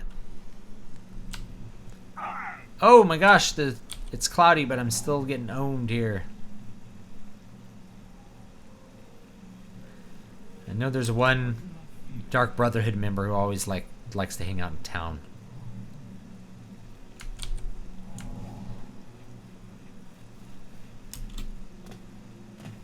Where's the beggar? Won't get any of my group. Oh, he won't talk to me because I'm a vampire.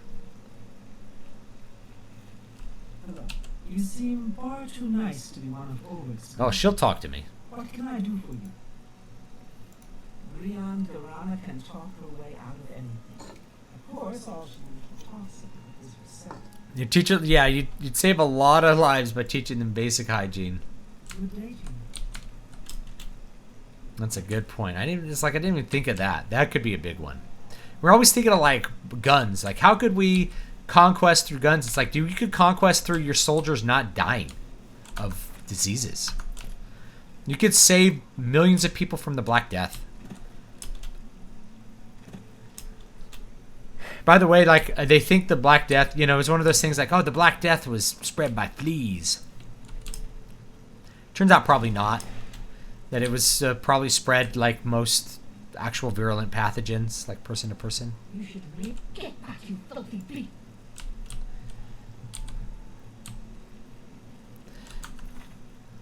And that's probably why so many people died. We're like, wow, everybody's getting bit by fleas. That's probably not the most accurate.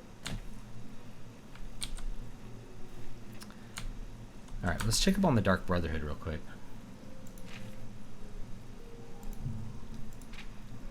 Oh, look, she's out.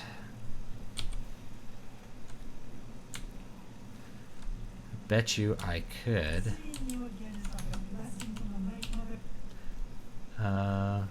Yeah, see, she's got her armor on her. I can probably Pickpocket the poison apple into her pocket.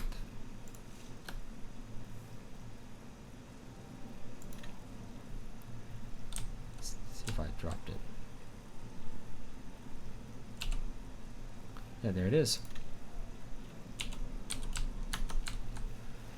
Alright. And apparently some people are still alive down in the sanctuary, so I'm gonna have to go kill them. I'm gonna have to dip inside here. I think I'm gonna die. The first Medal of Honor games. We'll go in the church. I'm the evil guy going in the church.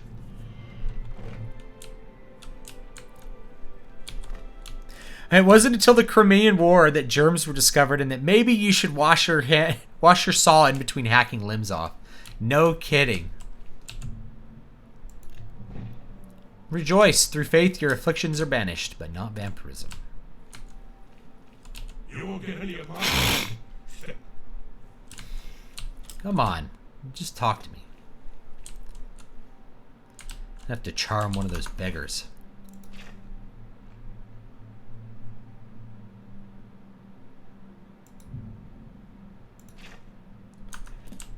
Alright.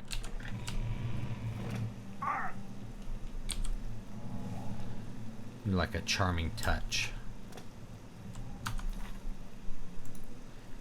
Let's see what we got here. Vampire seduction. Get back, you filthy beast. Maybe that doesn't matter. You won't get any of my blood.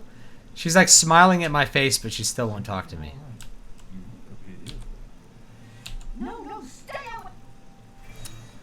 Well, shoot.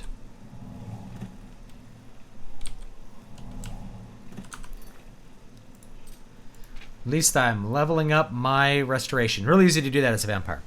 Super chat from Kaku. That would mean trying to do medieval biowarfare. I think they actually did that. Like, they used to chuck, like, dead bodies and rotten corpses over the walls to get people sick. Because they knew that they thought the humors would get them sick, but it could actually get them sick. You know. So that would be... I mean, that would be another level. Like, actually intention, like smallpox blankets, which never happened, but you could actually do that.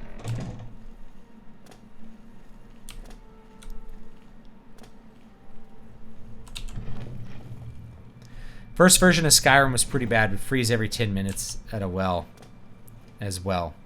You know, I liked the original version of Skyrim. I never had problems with it, but I don't know. There's always like this report of bugginess in games.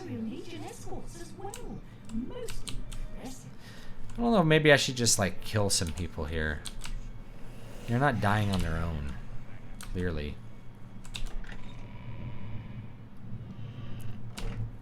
Is he gonna eat? I am honored by She's gonna eat. How can Uchiha be of assistance? That's the poison apple. Take it. It's worth it anyway.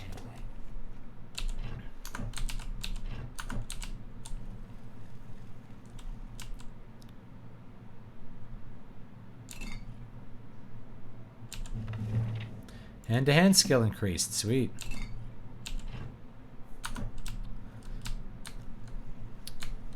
Yeah, I mean, they'll eat. You gonna eat? I am honored by your presence. Yeah, might as well just kill them all. No mounted combat and crashes on PS3 equals disappointment. Yeah, I played it on PC and like ran like a gym. Yes, dearest brother. Good luck, brother. I hope you don't get killed. Alright, maybe just usually come back, go about your business, come back a week later. Let's see if anybody's sleeping. I can like drink their blood. I have to go over to the Mages Guild.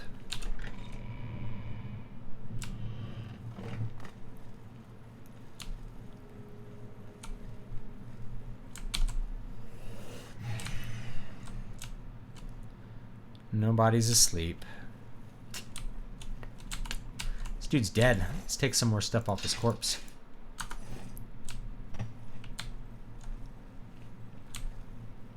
Boop, boop, boop. I like how they're just going about their business and, you know, here's couple dead guys.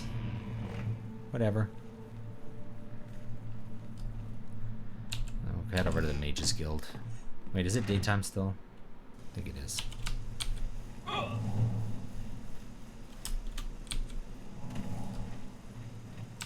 No, no.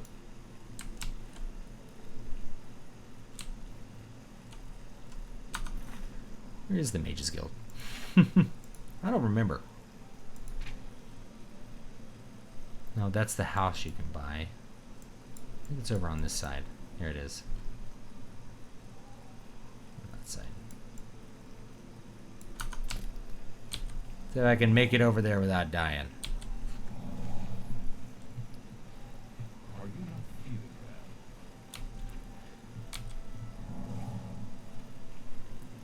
Yeah, Skyrim, I enjoyed Skyrim, but it wasn't nearly... It didn't have the feel of Oblivion. Oblivion had something pretty special going for it. Are all men from the future loud-mouthed braggarts? I don't know. Thanks for asking. Let's wait about 15 hours. Sometimes if you can get all the guys in the Dark Brotherhood to eat the apple, you can just play the game and you'll have the dialogue randomly pop up if they're all dead.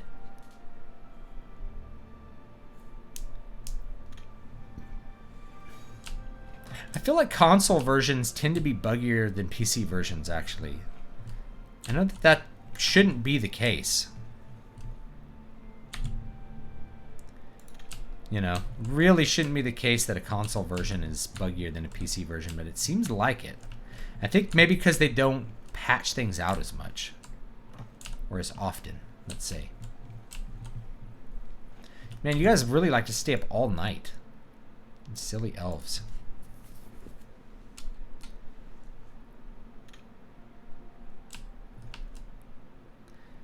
The white button was pressure sensitive on the OG Xbox. On the Xbox One, they changed it to the shoulder button, so now it's annoying as to raise and lower prices. See if they catch me.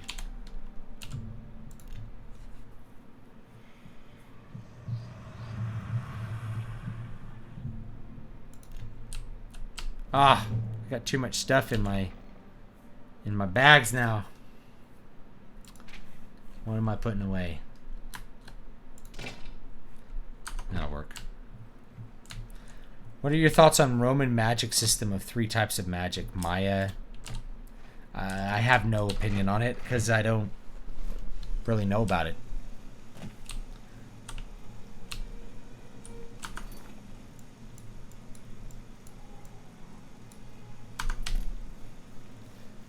All right.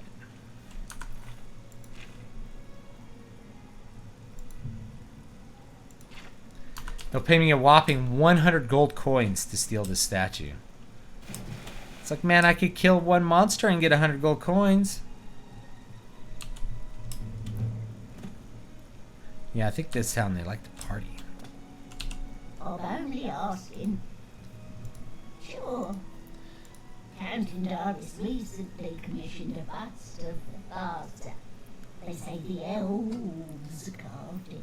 It's such a silly voice. Put it near a tomb in the chapel underground. He also posted a guard so that the tomb wouldn't be disturbed. Used to be anyone could visit her, but now it's off limits to the public.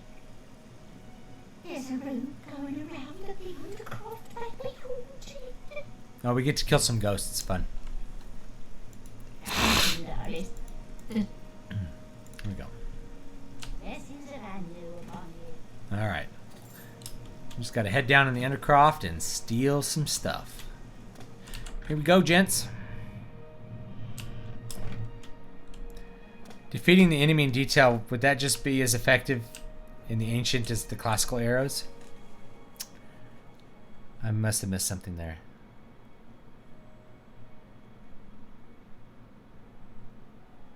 I must have missed something. Defeating the enemy in detail, would that be just as effective in the ancient to classical eras? I don't know. I'm not sure what that means.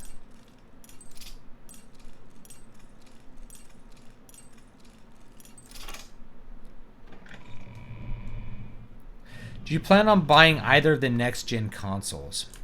I feel like I probably should. Because I like the console game. There's some reasons why I like it. It's a different experience than playing on PC. You know, you're sitting down and relaxed versus kind of up.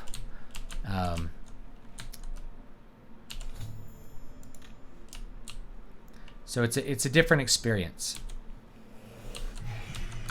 and therefore I like it. You know, but I don't know. Where's my shot log?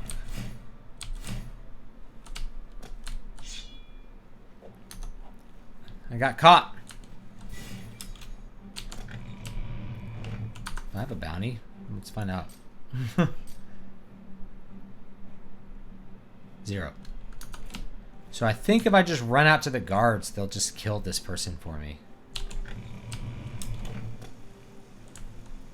Stop right there, Oh, no, I didn't have... How did I get a bounty?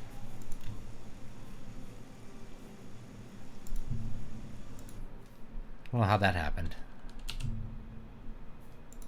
Feed real quick.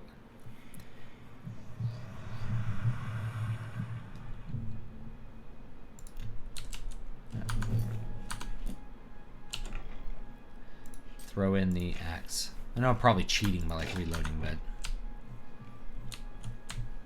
fact, I am. But whatever. I just cheated. You should really like go to jail or pay your fine every time something like that happens. You should RP it all the way through. I don't know why I didn't. Probably because I'm like, I don't want to go through the trouble.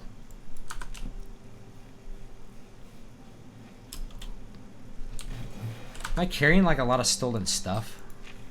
That's what I'm usually afraid of. Like, I don't want to get rid of my stolen stuff. I think all my stolen stuff is just, you know, this stuff. So that's not a big deal.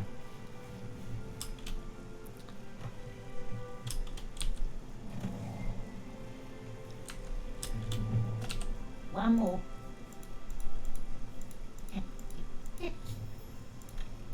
All right. Blessings of Juliana's upon you. Make sure we actually have the right.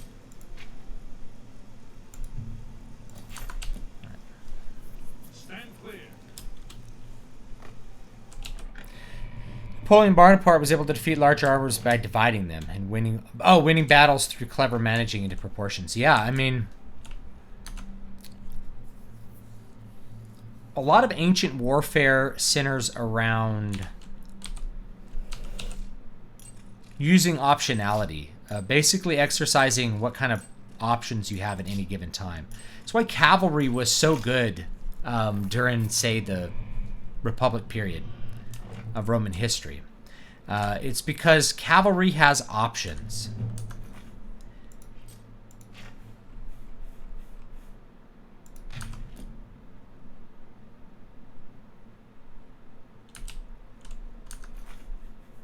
I don't have enough. Oh, and my illusion's not high enough to use that. That's kind of funny. You know, with cavalry, you can attack or you can run away. You can't really like stand your ground all that well, but you have a lot of options.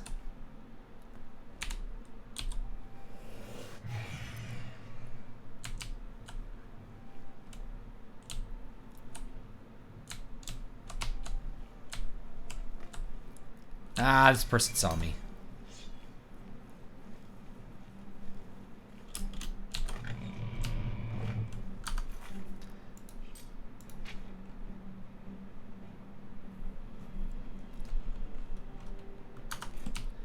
I kill someone on the job, I'll get kicked out. So here's what we'll do. This guy's gonna try to get me, but before we do that, can we actually make potions? Oh, can't do that when enemies are nearby. You there! Stop! He's trying to get me. He's trying to get me. Where am I?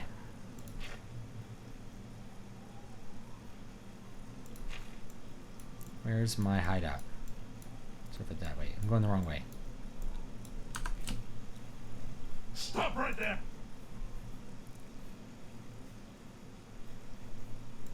That's okay.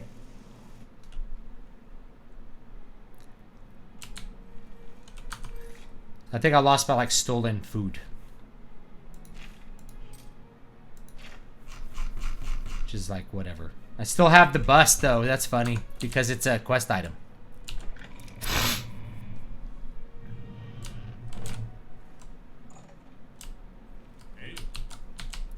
Should be an evidence thing here somewhere. I could just steal my food back. Well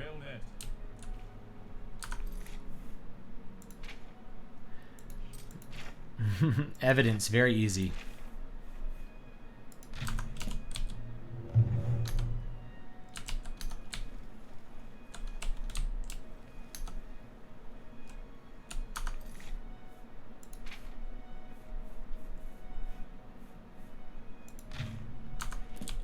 Oh, I don't have enough illusion.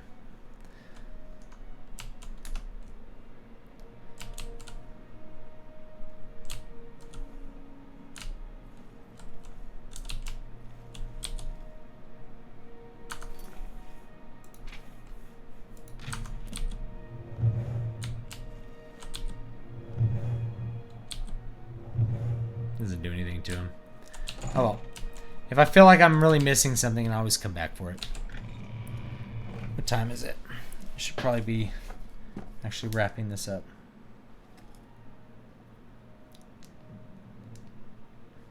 I can't see. My phone is not displaying a time.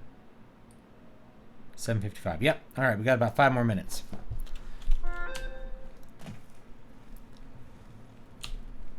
Five more minutes of fun.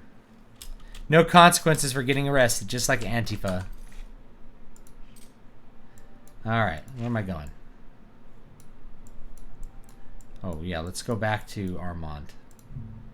And then we can... I think we'll have to fence more goods. Which is not that hard.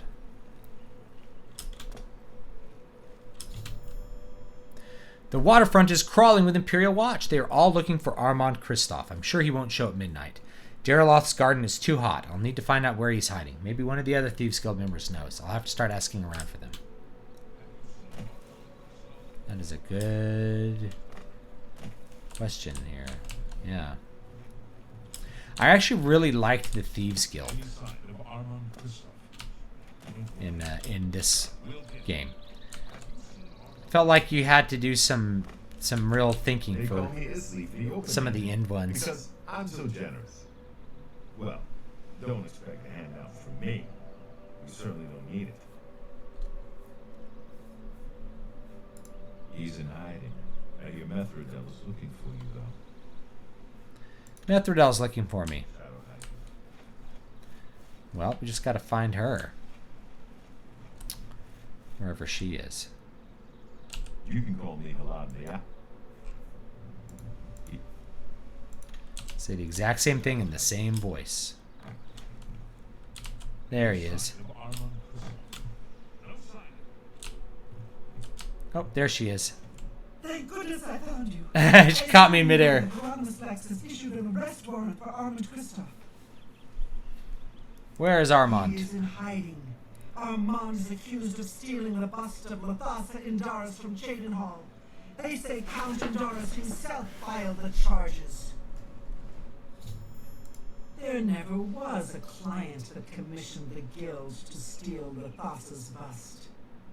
Armand used you to flush out an informant that infiltrated the guild. It's like when people want to praise Rommel, meanwhile he lost every major and minor encounter against Montgomery's 8th Army. Mavrina Arano. Now Armand needs your help to neutralize her. You're going to pin the theft of the bust on Mavrina. She lives in the water. We have the technology to bring back Neanderthals, but should we bring back Neanderthals? No. Plant the bust If you're in European, you have Make Neanderthal sure she DNA doesn't supposedly, see so... you. Whatever. go tell We are Hieronymus that Neanderthals. she is the thief. If you listen to Varg, we are He won't Neanderthals. believe you, so you may have to persuade him. Hopefully you will at least go and check it out.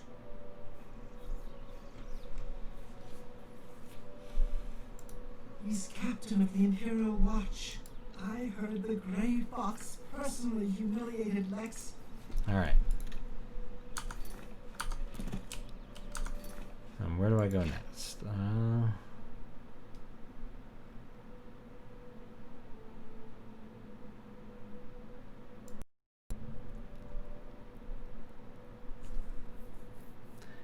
She has specific instructions from Armand to plant the bust in Mavrina's cupboard. Oh, it's going to be this building here. Yeah. But how do I break in? It's gonna be harder to break in because of all these guys everywhere. Have you seen Armand Kristoff? That's right. Does it have a... Nope, cellar. Can't get in through the cellar.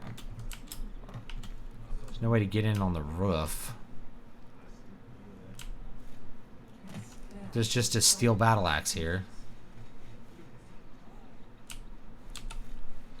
Alright, let's see.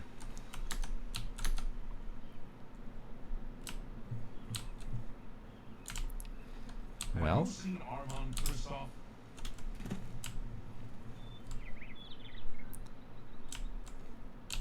What do you want?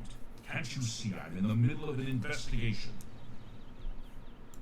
You know where the Then you are wasting... if I could just get him What do to you...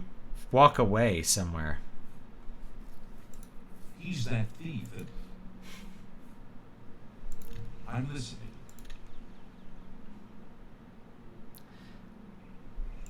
You're a big fat liar. Don't be sick. Don't. That's pretty good. That? I don't. Please, I'm sorry. Yeah. I'm not no more. You're frightening. What? Sure. You're a big fat liar. Then, what do you... Tell me more. Never. No. Nothing I can do to make him Will get. be somewhere else. Because he's like, oh, he's just looking at this door. I need to break into the door, you know? May have to call it here because I think I'm out of time. Do you have a favorite U.S. president? I don't know. Grover Cleveland was a nice guy.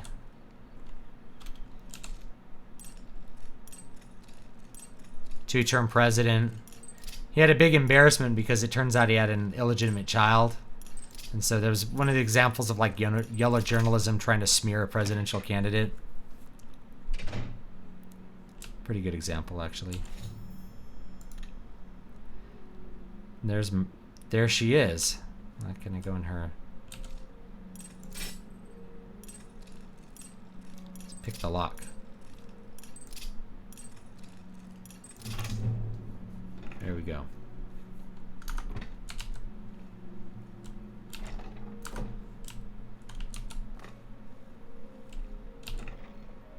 $3 gold. Man, this girl's poor.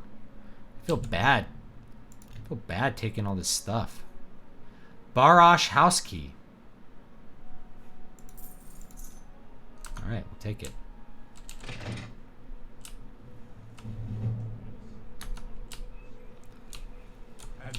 What do you want?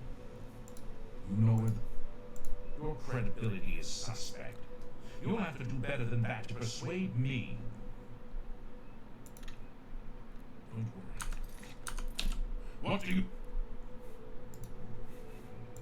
Certainly. I like how he will accept bribes. He's a member of the guard that will accept bribes. Captivate. What do you want? You know where the... Are you sure? There we go. Right. She's my... I mean, she doesn't seem to be the type. David Dilks, nice to see you. Nice to see you too, but I can't see you.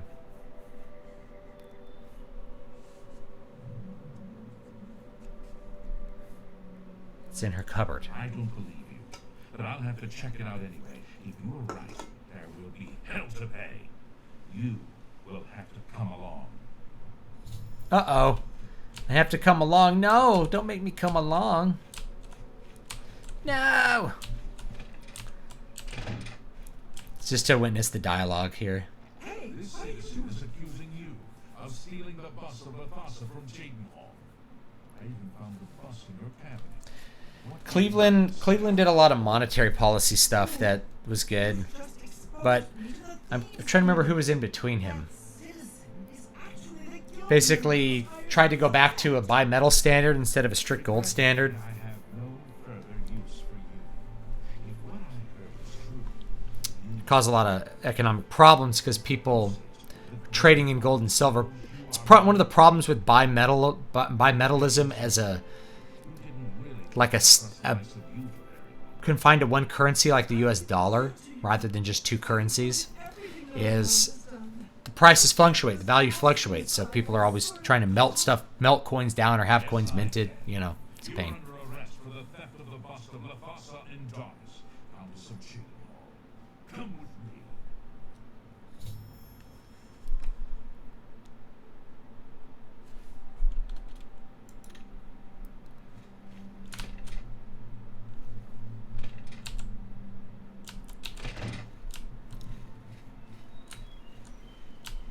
What do you want?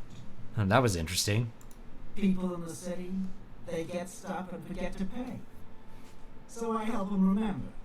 You talk to them, lean on them a bit, and they remember right away.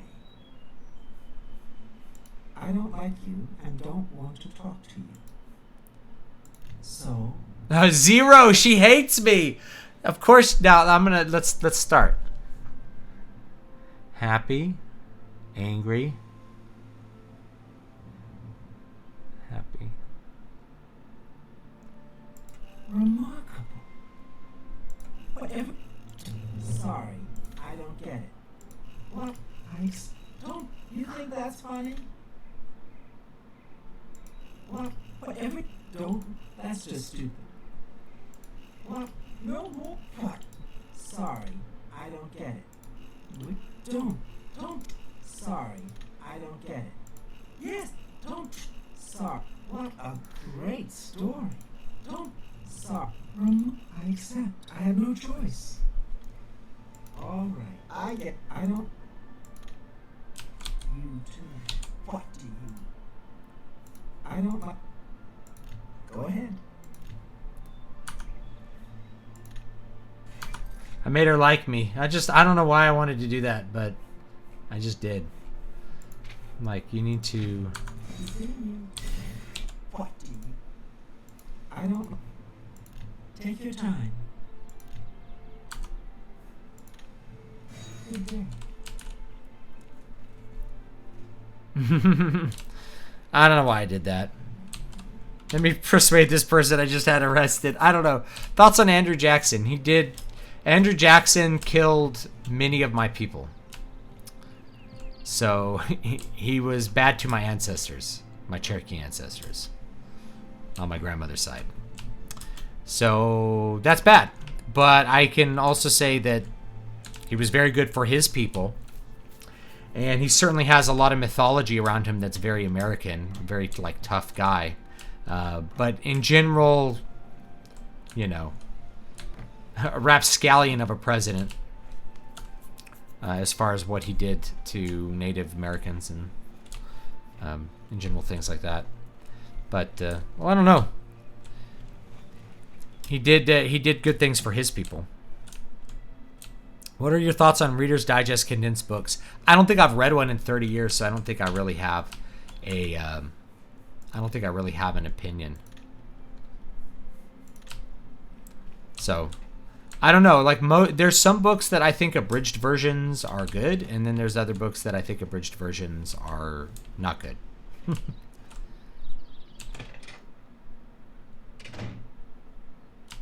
there. Carwin, Methridel. Samuel, I'm rather busy on. Let's wait. I mean, these people live in squalor here. I'm gonna go about 11 hours. So yeah, I don't really have. I mean, I haven't read one since I was a kid. Some books shouldn't be read in an abridged or condensed form because it's really all about style. Other books, I could totally see it because, you know, there's just a lot of superfluous stuff in them that's not story. You have to wonder, like, if a book should be condensed to read it, is it a good book? I don't know. Probably not. I know I used you in this matter with the Lathas's bust, but I couldn't be certain that you weren't working with Midrina. Do you think a Christian nationalist magazine would do good?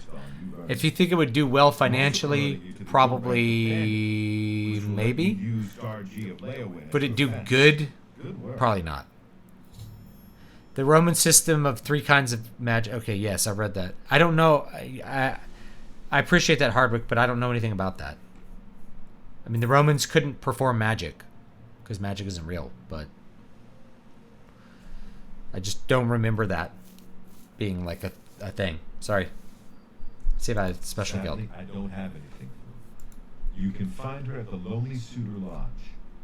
I wouldn't recommend Bob. All right, there we go. Sadly, you. All right, there we go. All right. New save, and we will probably call it there. Thanks for stopping by, folks. I really do appreciate it. All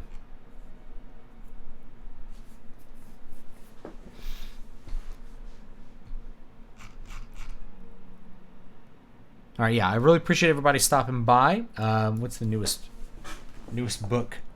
Newest book's actually Tyrant's Gallow, but you should probably read the first one, City of Silver, first. This one's like 99 cents on ebook, and this one's like $2.99, I think, for the ebook. And then paperbacks are going to be more expensive because you got to have the paper printed. So check those out. Of course, if you're looking for help with your writing process, I don't know where I have it. Keys to Prolific Creativity. That one came out in March. Is this it? Yes. I got stacks of my books sitting around. All right, there you go. Keys to Prolific Creativity. This is really good for just organizing your life so you can get work done. I have to apply these lessons pretty much all the time because I'm constantly don't have enough time to do everything I want to do, so I have to figure out how to manage priorities and stuff like that. So anyway, I appreciate it, and I'll see you guys next time. I hope you guys have a good day, and I'll probably have some more content going now that I'm back in town. I went out of town for a while. I'll probably have some more content going by the weekend. So have a great one, and I'll see you next time.